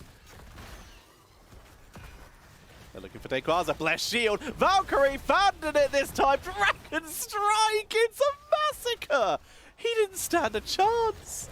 Oh no. That was brutal. Poor lad. There's the kill. Poor Buds. Buds, my boy, speak to me. He's up in 23 seconds. Kills going over to crowd control, beginning to extend their lead. They're just off level 16. Wow. Piercing arrows coming in from Hanzo. A little bit of extra poke damage there. Lobber holds it. Holds it. Forced to back up. That percentage damage is hurting him, but look at this. Having a second frontliner means this time Lobber is having less trouble. He's not being engaged on so far. Or as hard. He's surviving more in these fights because he has that little bit of extra health. Someone to take the shots for him. Very aggressive move forward by WildHearts there, but they're unable to find the target to secure the kill. Diverting power by D.Va, no surprise there. Ooh, Stunning Staff for X-Ray here. Going for some turnaround, try and keep that keep that Malthael locked down. I apologize. Also, no mortality for the Malthael. No 8% burst damage. Very interesting. It does so little damage. It's so sad. It's so sad to see Decker try to clear something alone. He does absolutely nothing DPS-wise. Feels awful. In the meantime, lanes being de-pushed by crowd control. Trap set by WildHeart, defending their point. They really want to delay this camp as long as until the minion wave is up to them, so that it will get maximum value and push with a minion wave. They want it to be defended. The minion wave will secure the camp, make sure that it has something to take the hits before it makes it to the enemy.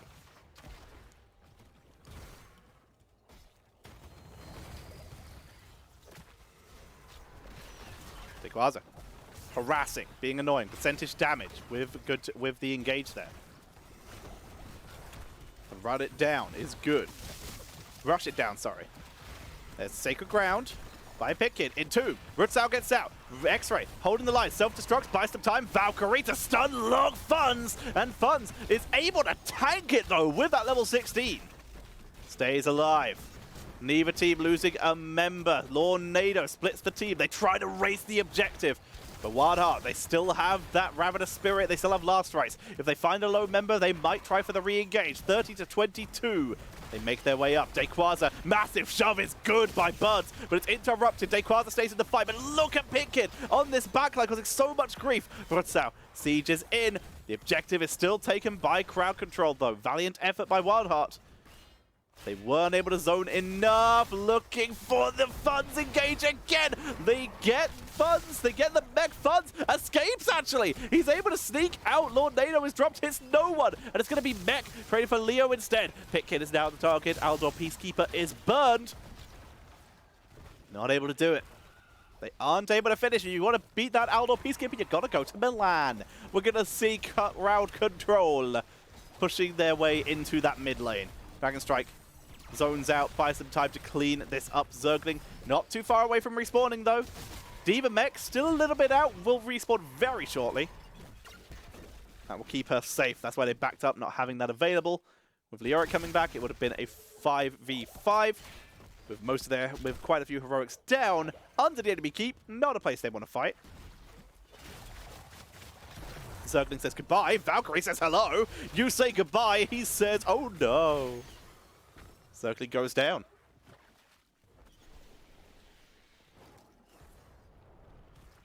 Gonna see the camp being picked up in the bottom lane. They have their own siege giants to take as well, getting those Khazra goatmen. Lots of push onto that middle lane as well, which Yrel is already clearing one camp, and now she's going to have to wait for the second one, which is going to take a while to push. Mouth ALD pushing top. Fun's doing everything he can to try and keep these lanes de-pushed. Zergling as well is back and trying to clear out the... will be back shortly, sorry. 17 seconds away until he's back. There's the ablative armor. Oh, ablative armor against Malthael and Leoric is so good. It buys you so much time. Bottomless flasks coming in for Deckard. Position fighting. Gonna be so huge in the end game here. As you can see here, Violent Infection will be done by Nazeebo once they get round to that point. Zergling's pushing lanes now. Let's see what they can do. It's a defense position for WildHearts for now, but they will be back. They will be back and ready to re-engage. Enter the Dragon for Hanzo. Imprisoning Light. Oh, that's a good combo. Root plus Dragon Strike of cooldown reduction means pain. And I think they might go for the upgraded Bless Shield. I don't think they need Indestructible in this game. I don't think they need it. Let's see. Not gonna stop death. Buried alive. Violent Infection. No surprise there. Yrel. What do we see? Push comes to shove. Does Yrel? Oh, Seraphim. Boo! Boo! I really wanted that upgraded Sacred Ground. It's really rubbish. But he went with the more sensible move, but I wanted to see the rubbish talent. Hallowed Ground. Casting Avenging Wrath inside moves the ground. Wow, may I? May I move my 50 armor with me using one of my best engage abilities? Thank you, Blizzard. As we do see WildHearts on the defense, grabbing their own camp, making sure they have some D-push because top lane is pressured, but it's giving Deckard a lot of time to set up here. X-Ray placing potions to make sure that his team will have a good defensive position. In the meantime, bots being cleaned up by Dequaza. They're getting a lot of value here. Start the point. Funds into the backline already. Zombie wall set up. There's the Sacred Ground. It's a little far back, but Pitkid still going to try and hold the line. Dives in, looks for Loba. Condemn could pull him out, just misses. D.Va go for a big dive, knocks back Entomb onto Cassia. That's the best target if they can finish her off, but they can't. Dragon Strike zones them out again. And instead, Didow looks to finish off Zergling, which Zergling is looking very low. Self-destruct is available for Dequaza. He doesn't need it though, he's so healthy. Dragon Strike just eats funds here. Didow's gone very deep though, runs to the self-destruct, doesn't need it, instead re-engages. Last rites, Didow, he lives! What? Didow survives! Potion gonna be dropped onto him, keeping him going as Funds is running for his life here. He's got nothing left though. 200 health, no mana, and no mercy from the side of Crowd Control. They're gonna finish him with Deckard and Cassia as everyone else retreats to base. Leoric back in 22 seconds. But that staggered death. Malthael revives, preventing this from being a disaster. This will basically be a 5v5 defense. Seraphim used by Yrel, keeping the defense going. They back away. Valkyrie, Ominous Wraith. Timing that well, keeping it going, keep taking the damage. This keep will fall. The question is if they can get a kill and end the game with it. They cannot. Crowd Control back away. They play this safe. There's there is a Fallen Shaman pushing in top lane. It's not going to get too much more value, especially if Crowd Control can get back to it. A little bit of push coming in onto them. Micro missiles. Not even upgraded, just being annoying coming in from Dequaza there. Yep, top D pushed itself. It was indestructible, by the way, for Johanna. Dem not landing. Medallion is burned, but the Dragon Strike. Body block from Dequaza, keeping the Zebo in it. That was savage. They're now chasing forward. Pitkid, he's trying to zone. He's trying to protect Buds. He's doing everything. They Medallion past him like he's not even there. Pitkid fully retreating. Zergling about to have a bad time. Oh, actually, he might escape if he drained hopes. Doesn't need it. He gets out. He got that little bit of speed boost from his drain momentum after he Wraith Walk. Still will go down though. Last rights catches Die now, but not enough to get the kill. The White Pitkid is low. Dragon Strike comes out, zoning out Funds, who is alive, but focus down. Surge of Light finishing off the kill. Lord Nado comes out, and that's going to be game number 3. Going over to Crowd Control, making this series in Crowd Control favor. Match point for them. WildHearts need to bring this back to get this to a final game-deciding map. But right now, Crowd Control extending out their lead a little bit there. Very nicely done. Very well performed by Crowd Control, extending their lead in this series just a tad. Feels good. And the crowd goes, not nuts because they won, because they're controlled. The crowd is very controlled. We're all in our homes right now. Although, if you want to jump up on your chair and celebrate while you're at home, please do. It's very welcomed. Feels good. Alrighty. So we're getting ready to prepare for game number 4 in this best of 5 series. And we'll have the stats up in a moment thanks to our Observer Nightmare.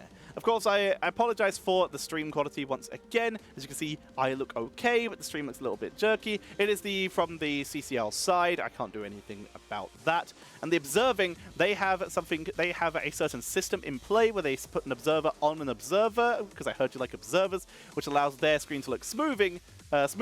We don't get that from a clean feed side, so we have to work with what we have. And as such, it's a little jerkier, but I'm just happy to have anything.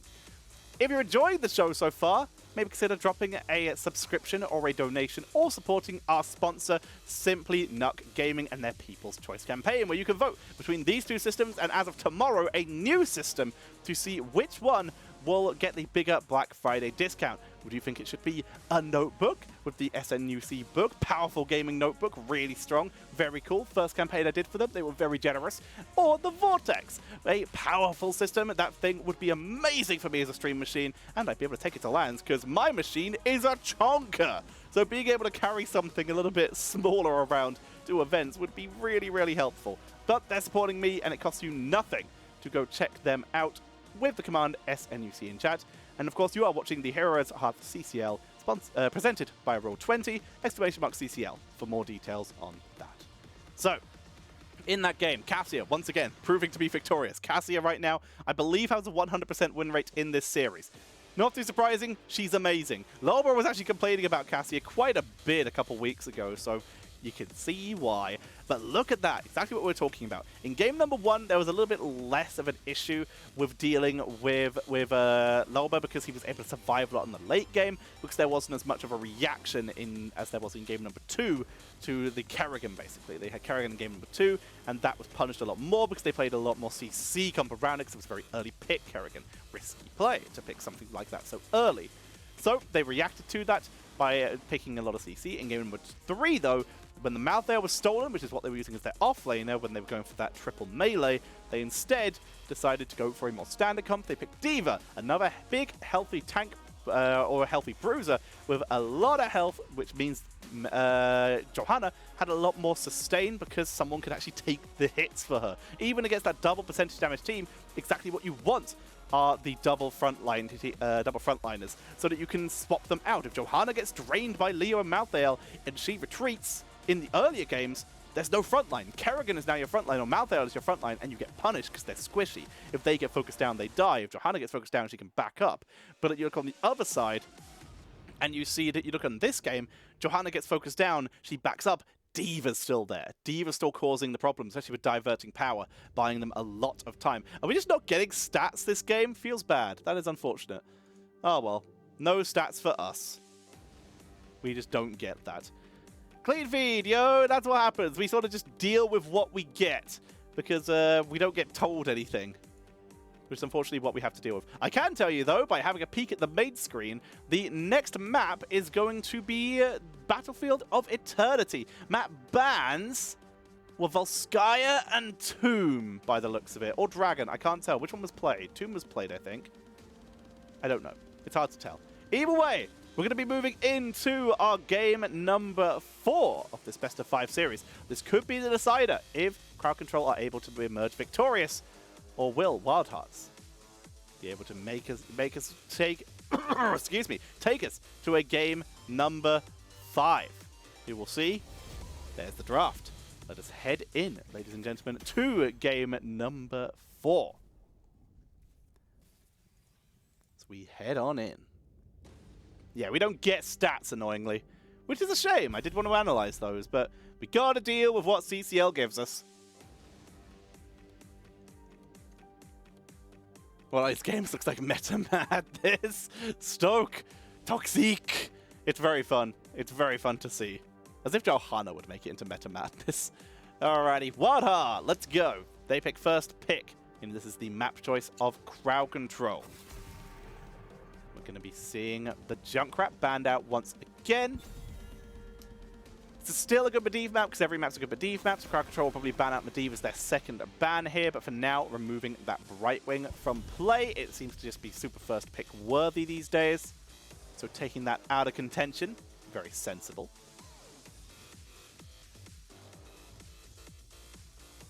WildHeart with their second ban here. What do we see from them? Excuse me. Cassia is going to be the next ban. Of course, she has a 100% win rate in this game, in this series. So, yeah, definitely. I understand. I understand your logic. That is pain. Nothing but pain. Very understandable to see that coming in. And there goes the Uther. They let Medivh through. Brave. Braver than I. Do we see the Medivh coming in for WildHeart? It's not the best map for it, but every map's a good Medivh map. Every map's a good Medivh map, so seeing that picked up is interesting. There it is. Oh, hello. Hello. Medivh's so sleeper OP, he doesn't even show up on the overlay. Wow. That's how OP she is. So OP that she doesn't even make it to the overlay here. Feels bad.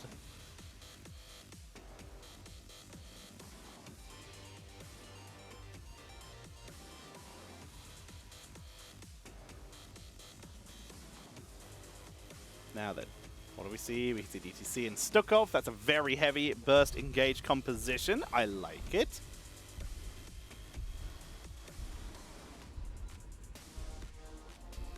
D.Va and Deckard. They played the D.Va a little bit as well, so I do like that WildHearts are bringing it back onto their side here. They, of course, now have Portal, Nuke, Engage options. Now D.Va, 66% win rate, 2 and 1. Excuse me. So seeing that pop in here makes a lot of sense. Stealing away as many tools as they can. That's sensible. They do know the WildHearts like these double frontline compositions or triple frontline compositions. Maiev would be strong here. They could do D.Va main frontline and then Maiev pull in and then go for a main tank or a big second support here and still have a pretty tanky comp. So very sensible to see that coming in. I like it. I like it. So then, now Crowd Control with their second to last picks with Stukov ETC, Reyna, and they steal that Yrel. Yrel's still very strong on the board. So taking that away Still a good option. Still gives them a lot of potential to just pick up kills. I like it. I like it a lot.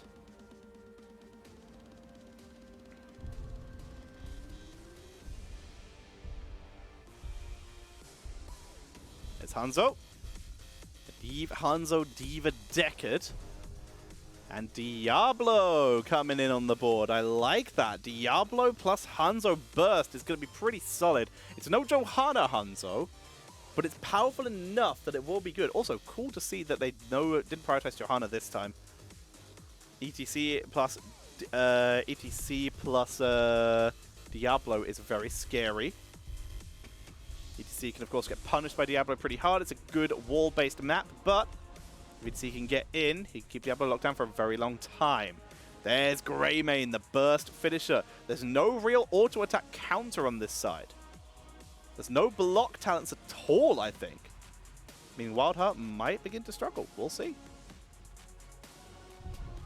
I like it. I think that Greymane's a clutch pickup. It definitely wins them the race. Unless, of course, Hanzo can just stay on the point while the rest of the team fights and use the portal to bounce back and forth. That's more likely what we're going to be seeing here, a more portal-focused engage. It's a solid idea. Let's see if it makes a difference, if they're able to win that race using that hyper-map mobility over the sheer damage output for the side of crowd control is enough to win them game number 3. Overall, Diablo is good into ETC. They have the Dragon Arrow, the Medivh. I have really struggled to vote against Medivh anytime. I think the Medivh might be the difference. Reyna is going to have to do some real extra work on the side of crowd control to have this game go too much in their favor, because the extra burst damage of Greymane might be shut down by Medivh a little bit more. We're going to be heading into the game, ladies and gentlemen. Let's get this underway as we head on in. On the left-hand side, WildHeart. Funds on the Medivh, Zergling on the D.Va, Buds we saw there on the Deckard Kayn. They've completely bounced off, so we don't get to see the rest. Crowd control, X-Ray played by Stukov, Lalbro on ETC, Rutzau on the Raider. Oh my god, they're bound to go over the place. We'll just cast. Whatever. Observing's going bloody everywhere, can't see anything. They're reacting to the main casters, obviously, so they're not listening to me. Pro moves by Zergling. Risky play here. Wanting to counteract Reyna here. Get some movement speed, get some armor. Counters Reyna, counters Stukov. Cool to see.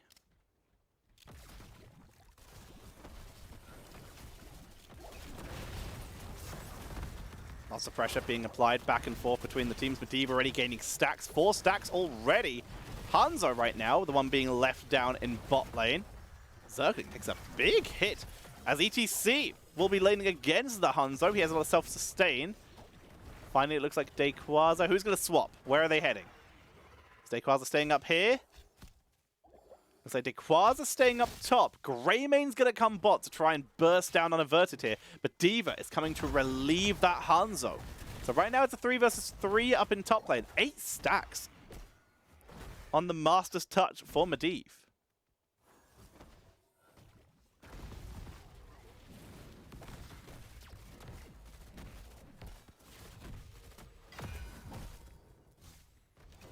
Camps being started by both teams. Neither one able to find the angle over the other. It's just going to be a simple trade. WildHeart's able to force Lauber and Rutzau off of that bottom camp. Top was controlled by crowd control. ETC did find Hanzo, but a quick portal mastery gets them out. Dayquaza is in the wrong neighborhood, but Lava will come in for the rescue. Even prevents Zergling from creating any kind of distraction, leaving Greymane down in bot lane to cause a distraction. D.Va will head down there. Greymane can duel D.Va very effectively. There's a lot of damage. Very good at 1v1s. Dayquaza going to back away. Is Dauntless, so he's getting a little bit of armor every time they take these fights.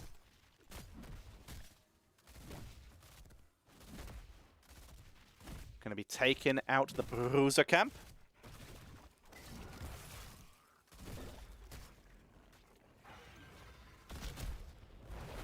They're clearing out the Bruiser camp, doing a lot of work. Nuclear option for D.Va. I like it.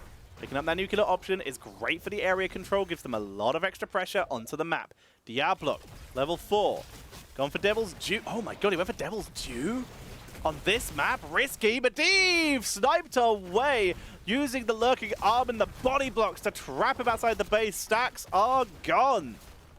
Raven Familiar, Zergling forced a boost fountain out. Prevent himself from getting caught out of position. Diablo still holding. Gonna go for the auto attack talent. But Devil's Due, man. That's so risky. Gonna have to be staying quite close to lanes right now. Pitkid already taking a little bit of trouble. Stun onto HeroesCCL. HeroesCCL rolling out. Portal comes in. Good knockback from Dayquaza. Prevents the chase. They bounce back and forth. Unaverted, already low. Power slide comes in. Pitkid isolated. Able to charge his way out with the Shadow Charge. Keeps himself safe. They're still diving him, though. Wait, here comes the Force of Will, though. Keep Pitkid alive. Self-destruct comes out. Nuclear option not used. Good stun. And that's a big kill on Dayquaza. Getting that set up for the kill. Able to get the double stun to isolate and get the blow up onto Yrel. Nicely done. Now, can they do more? They go in for the counter race. They still lose the halftime show. Crowd control. Yrel is back now. XP holding pretty even for both teams. Both teams clean up their bruiser, but D.Va was split soaking for a bit there. Elba power slides out, keeps himself safe. Making sure he stays with his team. Funds, focused. Stays alive, gains more stacks, up to 15, 16 now. Looks for more, and Dayquaza popped again. Really struggling this game, getting kind of focused down. Really will want that level 10. Dauntless not making the difference so far. Crowd control, though, despite being a member down, still sieging right into the Immortal Stun, though. That's a bad spot for Dyna to be in. Lava tries to turn it, but Force of Will keeps Pitkid alive. Dyna focused from the backline, Funds with the dive. Greymane was able to kill off Hanzo, though. Trey HeroesCCL taking them out. Funds being dived by Greymane as well. They're trying to finish off the Immortal, though. They're still outnumbered. Dayquaza is back. Down goes Greymane. Dayquaza tries to dive it. In the meantime, D.Va is going for the race. They give up the Immortal. They're going to try to take out Pitkid instead. They leave Pitkid alone. Can they win the race? It's Zergling pilot mode and Buds versus Crowd Control. 3 members alive, and Crowd Control will come out on top very barely. 433 health in their favor. Divine Steed for the Yrel. Very sensible. Get that double soak rotation. Not double soak, sorry. Get that quick rotation. 2 lanes. Keep them safe. Keep them healthy.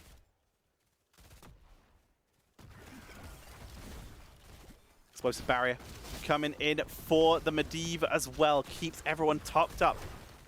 Make sure that they have the full power to sustain and turn those fights against the burst that Greymane offers. Quicksilver Bullets coming in for HeroesCCL, which is why he's playing a little bit further back now. Making the most of that range. They move forward. Immortal though, no shield. Killed off very quickly. Portal comes out from over the wall, giving D.Va a way out or in.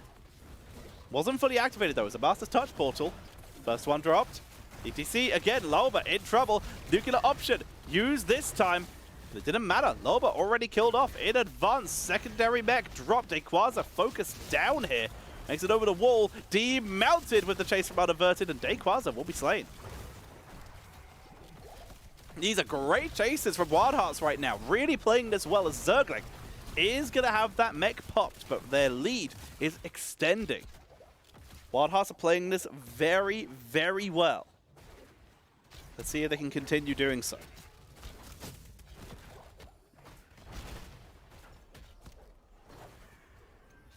Right now, their leading in their favor. They were able to hold bot lane. They have D.Va back in top. Currently in pilot mode. You can see she's not stepping up. She's avoiding getting herself caught. Doesn't want to be in a rough position if she is found all alone.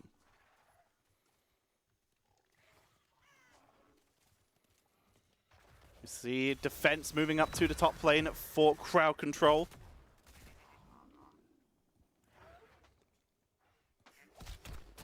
Bot lane holding the line for the moment. We see them sustaining. As bruisers are taken on both sides, trying to get map pressure Crowd Control. Still in this game, but falling little by little behind. They still have an advantage in terms of structures, though. They won the last Immortal. Can they do so again? Zergling, micro missiles already dropped, level 10s. We have the mosh pit. Zergling goes in. Dragon Arrow sidestepped by Crowd Control. Sidestep Kings don't play until next series. Loba dives deep. No mosh yet. Going to get caught in the root of Decade. If they take out Loba, that's a lot of the engage of the side of Crowd Control taken out. Loba barely alive. Pitkid is going deep. Leyline splits the team, and that is going to be Greymane taken out. Rutzau is down. Dynao is healthy. Trying to take out Zergling. Great power slide by Loba. Buys them time as they will back up. Good knockback onto Pitkid. But that's still going to be a 1-for-0 in favor of WildHearts. They will move and immediately take the halftime show. They will lose top 4 for that if they're not careful, though. D.Va rushing up, but D.Va drops a portal to get her there faster. That is good team play. They get the halftime show. Will D.Va be in time to save that top fort? She's racing it down as fast as she can. Looks like D.Va has saved the fort. The fort shall be saved. The game sound has gone for reasons. Here we go. It's back. Rutzau trying to race it. They have Greymane Raider, so their race is much better, so the engage has to come in. Dragon Arrow onto Dynao, who is focused down. Run down by D.Va. Now it's Rutzau, who is in serious trouble. Self-destruct with nuclear option. Massive shove shuts it down. But their race has been removed. Reyna, a much safer racer than Greymane, because Greymane has to go in. Defense positions immediately set. Pitkid scouting out Loba. Going for the distraction play, trying to draw people away from the Immortal to give his team time. They're just going to dive in with Rayquaza, looking for it. They have Diablo low. They race, stay a while, but it's too late. It's already going to go over to WildHearts. The question is, can Crowd Control get out? Portals dropped. Lauba focused down. Lauba will fall. X-Ray will fall. And WildHearts are dominating this game. It's hard to vote against Medivh, and this is why Medivh is banned out. Oh, we can counter Medivh. We ban Medivh every game. Let's let Medivh through. This always happens. We're going to see WildHearts pushing in the top lane now. Looking for that extra pressure, that extra damage. Good to go. Even more sustained for D.Va. Enduring Will. Cooldown reduction for funds on that Medivh. Ancient Blessings for Buds. Big damage output available for them now as they make their way into the top lane, looking to maybe pressure the first keep of the game. They got the first 4. Look at their buildings, and now tell me if you would have predicted they would get the first 4, because oh my god. Mortal shall be cleared. The keep shall survive. Now it's all about bot lane. They're looking for their second fort, trying to really cement that race. Zergling racing down. 3 minions left to tank. Portal might have to be used. Not needed. Zergling escaping out. They do portal for good measure. They stay alive.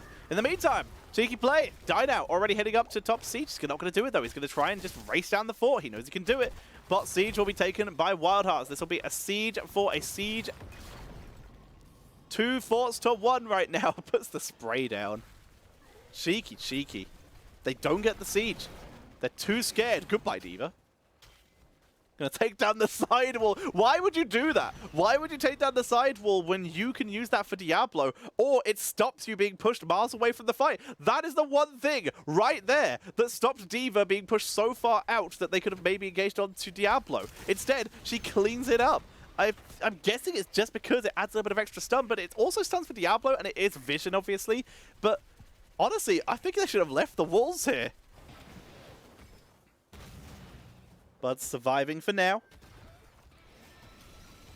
He was the only one defending that. His team are on the way, though. They're here in case an engage happens. But it's bruisers now. Bruisers available for both teams, and they shall be started. WildHeart starting a little bit early. Rayquaza zoning out Zergling. Crowd Control grabbed their bruise at 2. The Raider Greymane race. It's still pretty freaking good. Virulent Reaction now on board. They're going to try and take her out. Nice Force of Will. They didn't get the Virulent Reaction. Didn't use it. Mosh Pit still available. We haven't seen a Mosh Pit all game. It only takes 1. Root onto X-Ray. Stays alive. Topping everybody up. Loba continuing to keep D.Va down. If they can pop that mech, they've bought themselves a lot of time. Loba in trouble again. Gets the medallion this time. They're really putting a lot of focus onto Loba for good reason. He is the fight. A mosh may be required for the members of Crowd Control to take this fight, take these games. Bot is being pushed in by a Bruiser Camp top. Mirrored. WildHeart send 3 members up to clear it. They've got more time. Level 16 is just around the corner for them. A full level away for Crowd Control, though, who would love to fight before it, but it's not looking like they might get the option, although no one is soaking at the moment. WildHeart, no one's soaking up to 16. They're just trying to poke in, letting the passive experience get it in for them. And as such, they will hit level 16 pretty quickly. Nice scatter arrow. D.Va going to clear out the lane. That will get them 16. Still a full level away for Crowd Control, meaning that their time to fight has kind of ended now. Power slide. Immediate shadow charge for the counter. Loba caught in between a rock and a hard place, right into the self-destruct and the scroll of sealing. That's the end of the fight for Crowd Control. Absolute domination. Dragon Arrow is sidestepped once again, but Leyline will set up Rutzau, and it will set up X-Ray. X-Ray will be the one to fall. Stay a while. Dropped onto Dayquaza. They look for Dayquaza too. You gonna Ardent? He is. Honestly, I think he should have just died. I'm not sure that's worth. He goes down. Rutzau was looking for funds. It's 36 stacks. He really wants to kill funds. He's going to try and dance away. Stacks are so close. Stack missed there. Still 36. So funds could still be interrupted. Dino is still running. He's still going. I thought he ported out ages ago, but he is chased down. That's a full team wipe coming in for WildHeart Esports. Taking a dominant fight there. Pre-16 for Crowd Control.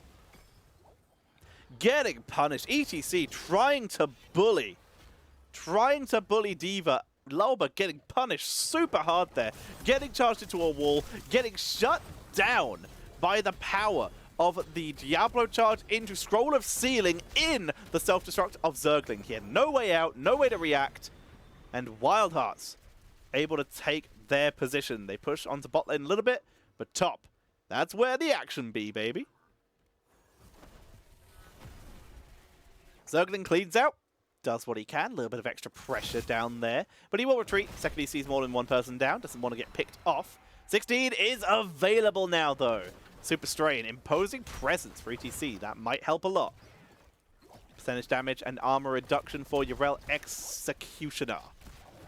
For the Greymate. A little bit of extra damage. Going to help out a lot in these fights. Still no mosh pits. All game. Really struggling with that. 38 stacks for funds. Loba interrupted, focus down. There comes the APOC. It's dodged by everyone, but Dino is dropped too low. Zergling picks up the kill. Master's touch is complete. Pit Kid is focusing down Loba, and the backline is forced to retreat, but he'll be chased down by Unaverted. In the meantime, the push continues. Down goes Loba. X-Ray is completely isolated. He'll be picked off as well. X-Ray will live. Dayquaza gives his life for it, but that's game. That is straight up game. Nicely done as WildHearts crush their way through, making that game look easy. 18-4. As we will see WildHearts take game number 4, taking us to a final game of the series.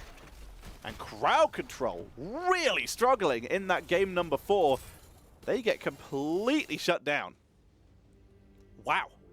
Crowd Control really having problems in that game at number 4, where they got isolated. They never even got close to a mosh. I didn't even see it go on a 10-second cooldown. Just interrupted every single time. Interrupted, bullied. And we end up with WildHearts taking a dominant game there. The Diablo play from Pit Kid was very, very strong. Excuse me, allowed to control the points. We're finally going to get some stats this game. Hooray! You're going to be seeing Zergling topping the siege damage and the XP, massively out-soaking Yrel. The ability to rotate faster. Popping off for them there. Really, really helping them out. Unaverted, bullying that game. The only actual damage dealer on this team, 47,000 damage because he was never pressured. Loba couldn't get close. Dayquaza couldn't get close without getting clapped completely. Medivh played beautifully. Medivh will be banned again because who saw that coming? Stable portal going to be coming in. I talked about this at the start of the series. I talk about this every series that there's a potential Medivh player in. It will get ignored, and then if it is let through, it'll get picked once, win, and then get banned every game again. That is the power of a single Medivh player on your team. It is that impactful. Medivh changes the game.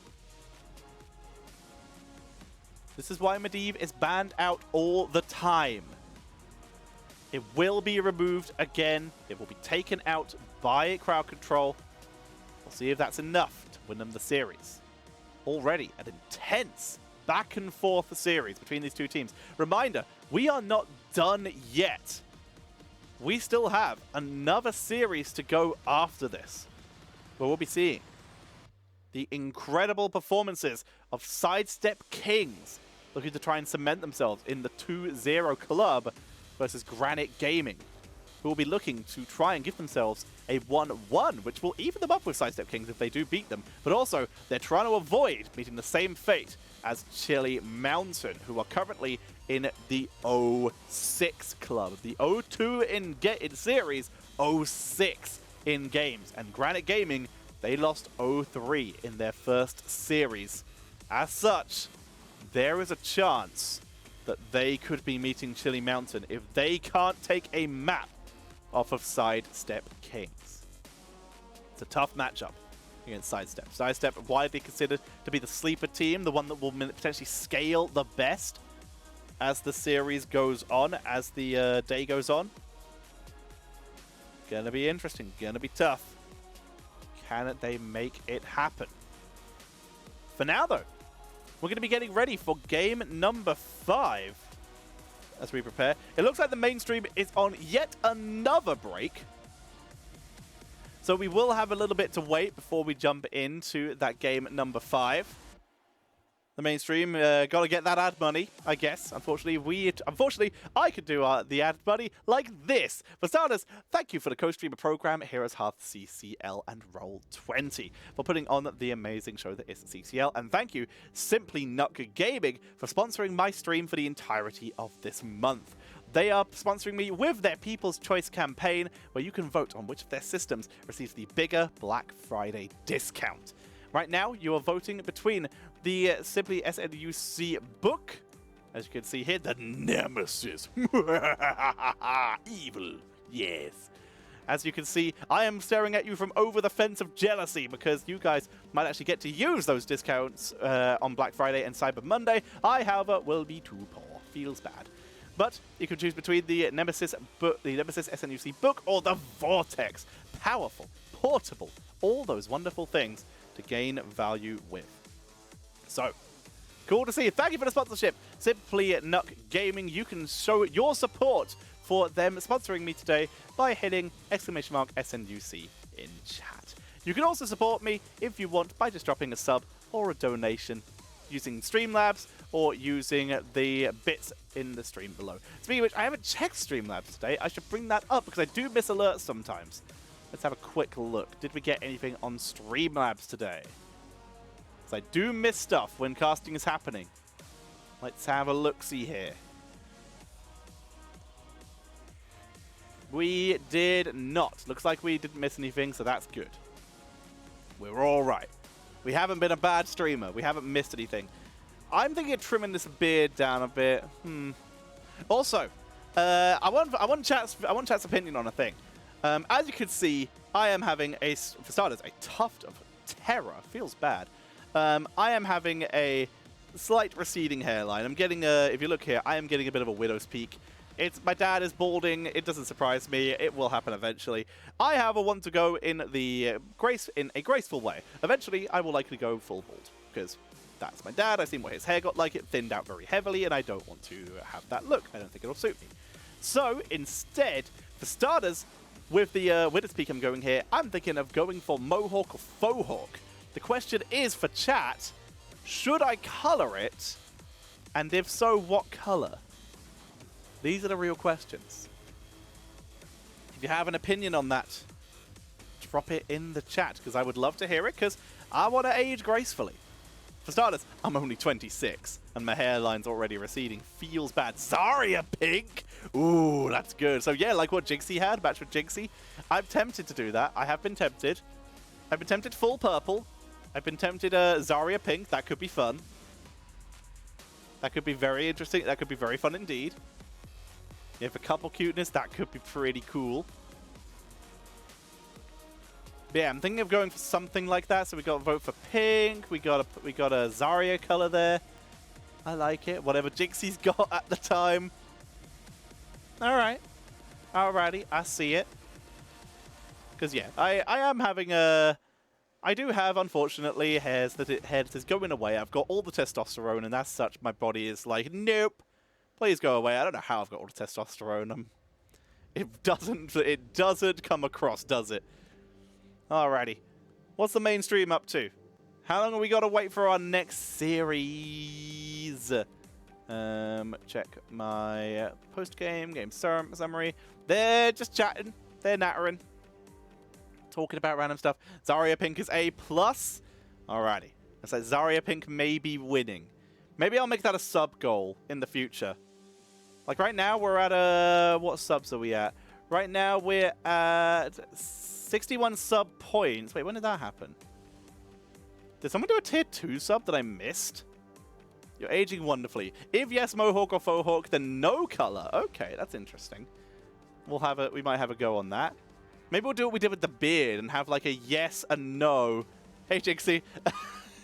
You heard your name because we're talking about what color, if any, should I cut and mute because you're streaming. Okay, someone tell Jigsaw what's happening here.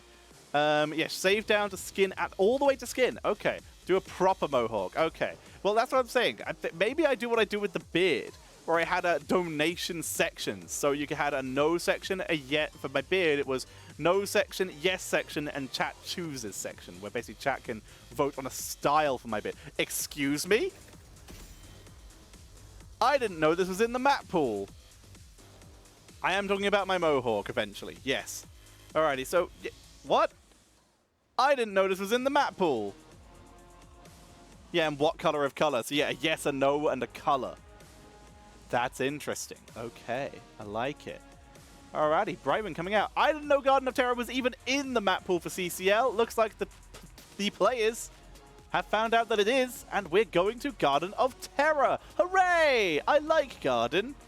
I like it a lot. New Warhead's also very fun. Big shout out to New Warhead for being good. Crowd control. They've already banned out that Brightwing. We will see Medivh. We will see Junkrat. Oh my god, they're not banning Medivh. They are brave. They are brave. They banned the Junkrat out. WildHeart now. This is match point, remember. You had an 8-inch purple and blue Mohawk for years. So punk rock. Yes, because I definitely come across as a very punk person, don't I? Down with the system. F society. Disrespect your surroundings. Medivh banned out by WildHeart. I love it. Crowd control, baiting it. Do they play Medivh? Have they played Medivh so far? Yes, they have. Crowd control. Cheeky here. They have played Medivh, so they force WildHearts to ban it. I like it. But that leaves Diva Cassia immediately going over to WildHeart Esports because crowd control once again prioritized the Johanna.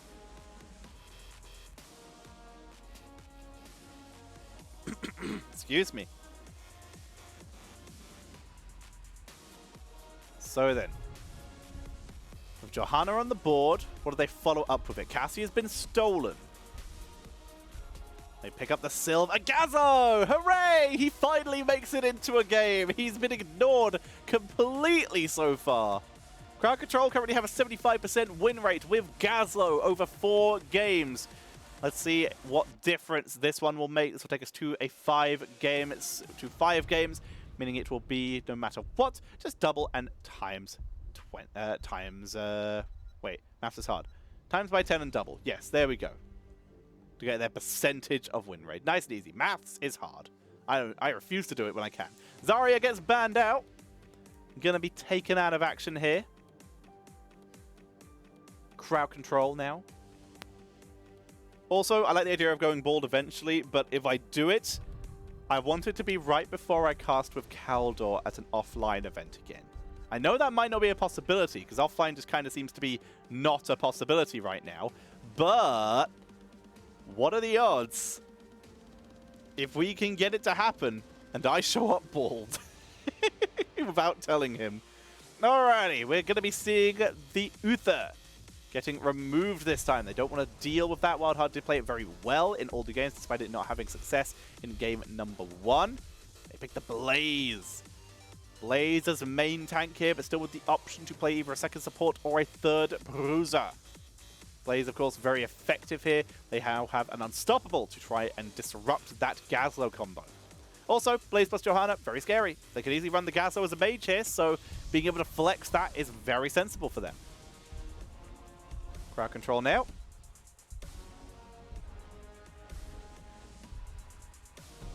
What do we see for them? Ana and Maiev. Oh my god, that's terrifying. Again, there's still a Blaze. There's still a way to break out of this. Although, we've seen a couple players playing the containment disc style. We haven't seen the full style with the Warden's Cage. But the combo could still be very strong here. Last time it was Containment Disc plus VP. Not sure we're going to be seeing that this time. And there's Dahaka, going for that triple bruiser style again that WildHeart seem to like so much. A lot of heroes who can dodge the wombo here. Very sensible. Maybe they'll even go for Tunneling Claws. Someone else who can break out of the Warden's Cage if it does come in. It's a very sensible style here.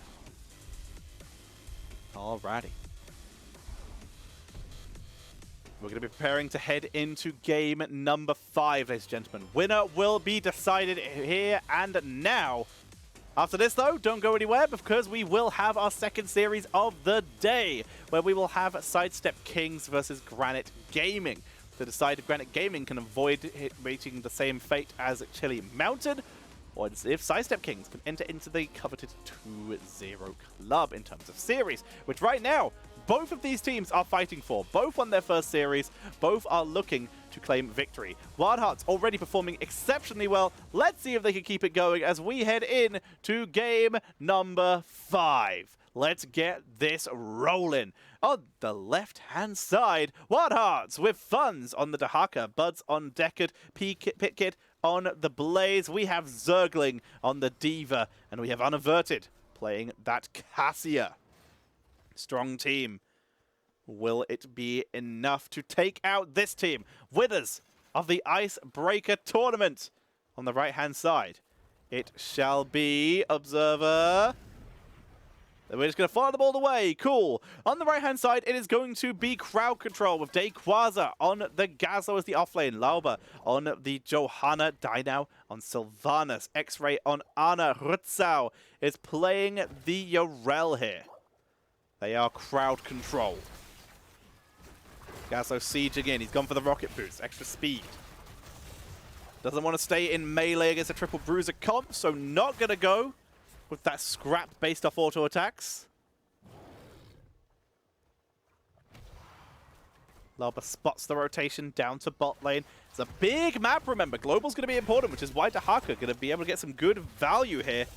Dahaka Symbiosis build finds Die now. Big pickup, going deep for him, in fact. Here comes X-Ray for the support. Lauba low as well. Remember, X-Ray is playing Ana on a 200 ping server, basically, which is a rough time for him. We have a pause. Hopefully it's not too long. Hopefully it's not too much of a problem. We'll see what happens. Well, we do have a pause. I can talk about some of the talents, though. I do have to come back here because of rules. Charge Strikes coming in for the Cassia. We do have the new habits for the Blaze. We talked about it, the Unstoppable, potentially to break the Warden's Cage. Maiev, I do like it. We saw Maiev yesterday in Games by Simplicity. Very fun series coming out from them. Might of the Banshee Queen for Sylvanas for the Burst Star build again. That should be effective. It'll spread damage to the team. Looks like the game is unpaused, so we are heading back in. Feels good. Black Milk, I vote you stay up. Or at very least, leave the stream on so I get the viewership. Feels good. Alrighty. They clear out the Bruiser camp, getting a little bit of extra pressure there. Siege camp being taken by WildHearts in the bottom of the map and the top of the map. Getting double the value there, although Zergling, ooh, gonna cancel the Siege Giants. He's needed in this defense. Sylvanas is up here, Black Arrows being dropped. Defense Matrix already being burned. Zergling with Rush Down not even available yet. Doing everything he can to try and clear up. Here comes the rotation from the rest of WildHearts to try and zone. Die now, pieces out. Dayquaza has been straight up ditched, left alone. He stayed too far, gets punished, and he will become first blood in this game. WildHeart picking up that Gazlo. Stayed too long. Rocket Socket on the board, only bought so much time. Wow, Dino is getting bullied. Exactly what they should be doing. It's a hyper carry Sylve this game, which is why we're going for this build. Makes sense. Clearing out the Siege Giants. Always choose video games over sleep. I mean, look at me. I cast at 6 a.m. I cast till 6 a.m. most days, and I definitely play till 6 a.m. My team made it to the semi-finals of the playoffs, by the way, in my amateur division. Feels good. Very proud of them. I'm happy to have got that far. We're going to be seeing Rutzau cleaning out those defenders. Good jump. Vault of the Wardens. That is an interesting command. I've never seen that. Parentheses to gather. That is interesting. Cool. Rutzau over the wall. Begins to channel that in. Funds. Looking for the opportunity to push up. Cannot find it. Rocket boost to zone. Funds causing a lot of grief here with Sylve not here. They are fighting this without their main damage dealer. Sylve is right now dueling with Diva pilot mode up in top lane, meaning the damage right now is Rutzau and Dayquaza. They're very low with Unaverted being able to outrange them basically every turn. Can they delay this? That's what they're trying to do here. But right now that camp is still pushing. Sylve is losing the 1v1. But looks like we're going to see the giving it. We're going to see one more delay from PitKid. Buds looks to try and get down the cube. He gets it. They delay again. You'd see Unaverted rotating from the side to try and delay it as well. And finally, Sylve is here. Coming in for the rotation. Bad spot for Rutzau. Forced to back away. Gets a tether as he leaves. Johanna able to delay. But finally, the channel went over to crowd control. The question is, can WildHearts get the kill? They can. Making that a kill for a seed. First seed goes over to crowd control as we do see Zergling forced to back up once again. Dino up here again. Is he going to go deep? Oh, he wants to go deep. He has Black Arrows. He has Black Arrows. He's so aggro. Oh my god. Not going to get anything. Here comes Funds. I think Dino just dies here. Medallion. Gets with the Symbiosis. Too greedy. Too greedy. Dayquaza's going to drop as well here. Oh, wait. Loba's here. Blind. The blind. Is the blind to save? Turrets. But there's the shield. Turning on to Zergling. Zergling will back away. Dayquaza lives. Great save by Loba there. But yeah, Dino a little bit too deep. Thought about the dive. Could not find it. And as such, punished. Great rotation. The power of global Dahaka.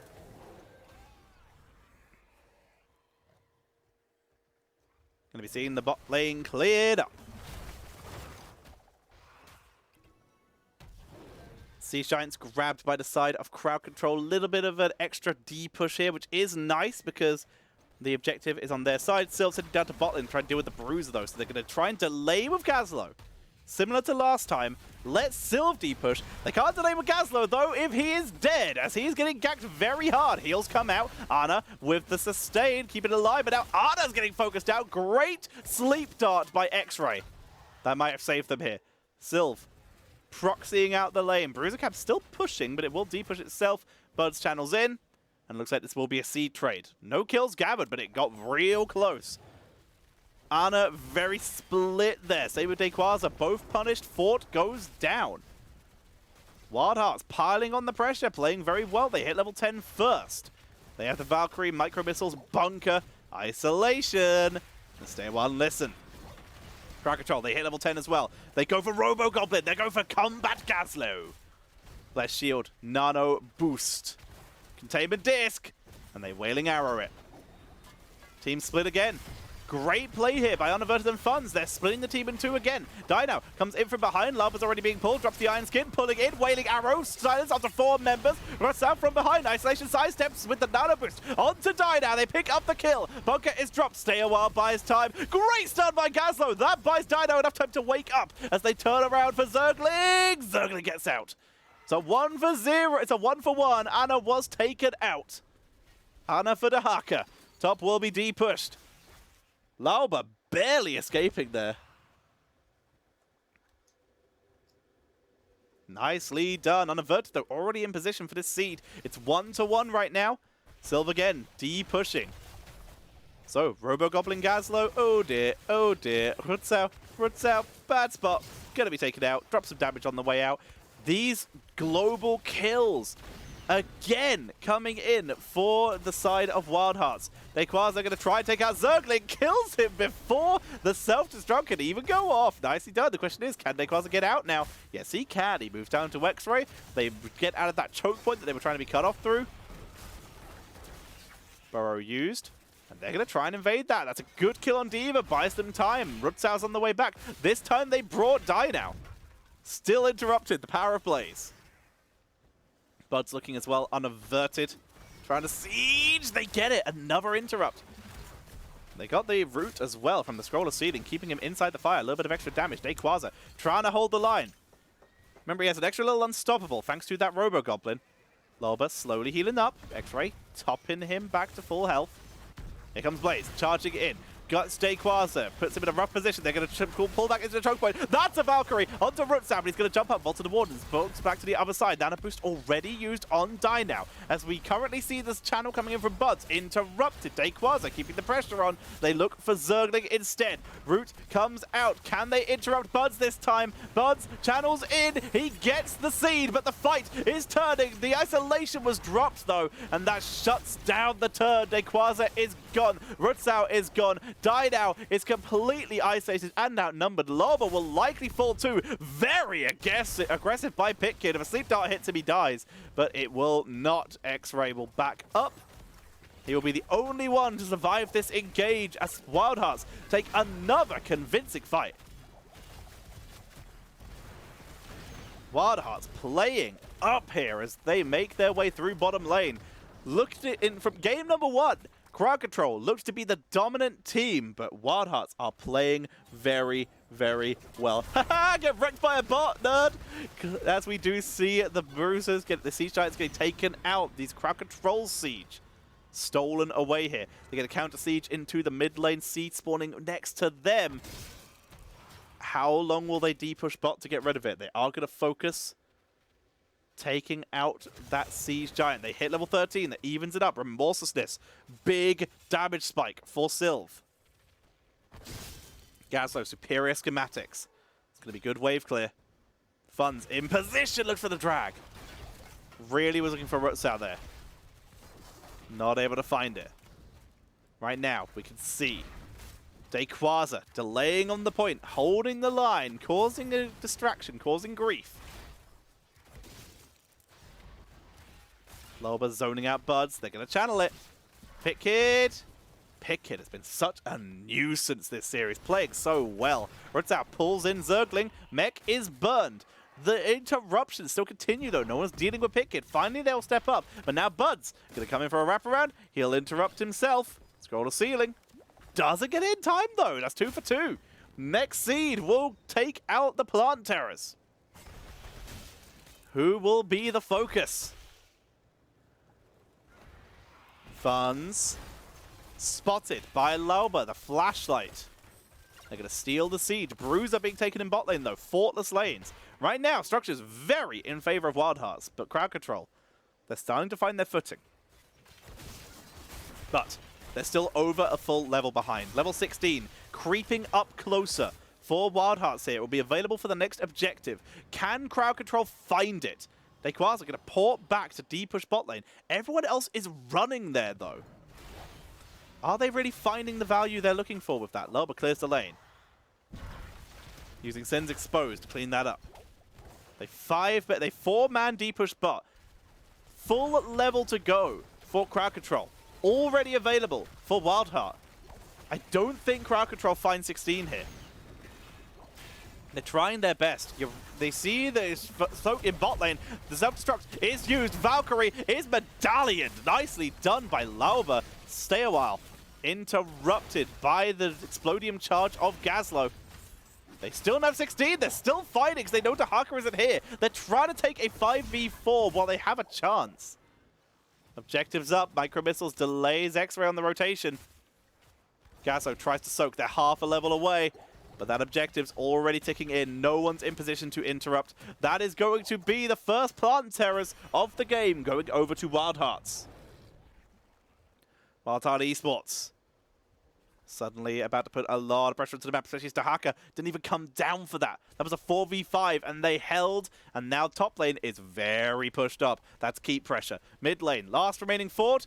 Zergling's just going to take out the fountain here. No defense attempted. 16 still not acquired. They're 5-man grouped. Finally, Gazlo's going to make his way to top.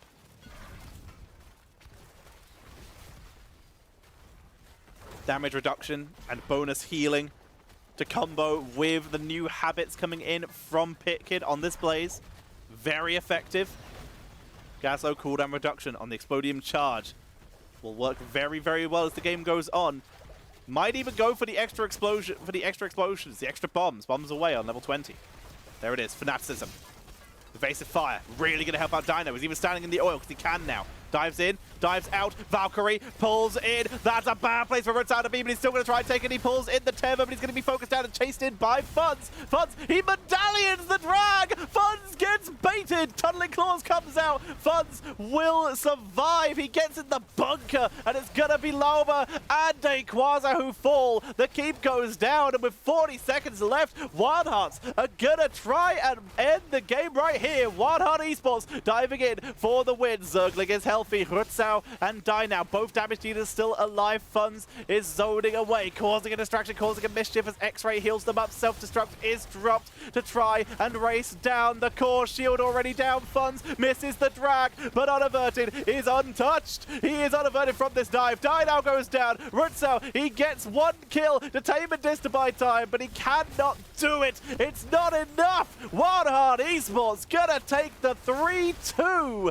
and they will move into the 2-0 position, whereas the winners of the Icebreaker Cup, they will be moving into a 1-1 series position. An incredible series between these two teams, back and forth, but the late game play was not there for Crowd Control. They couldn't get to that late game. The D push, the global of Dahaka, proved to be too much, giving too much of a lead over to the side of WildHeart. A well-deserved win for them. As we do see the stats at the end of this. What a great match indeed. You can see here, look at the experience. 12,000 for Dahaka, 12,000 for D.Va. Their D push was too good. They had too much pressure on the map and so much interruption using Pitkid there. They really cleaned out. Whereas look on the other side. Highest experience, Sylvanas, Dino, 9,000. Gazlo, 7k. Maiev, 8.7. Not enough. Not enough. Black Belt, I appreciate you coming. Sorry you're going to miss the second series. Hope to see you back next week, where we have even more series. Woo! What a crazy game. What a crazy game between these two teams. Cassie, of course, topping the damage output here. Really playing well. Your first best of 5 since HGC. Thanks for making it memorable. I am very glad you're enjoying it, Stat. It is appreciated. I always enjoy doing these. All right, I'm going to quickly work out which way round the teams are supposed to be.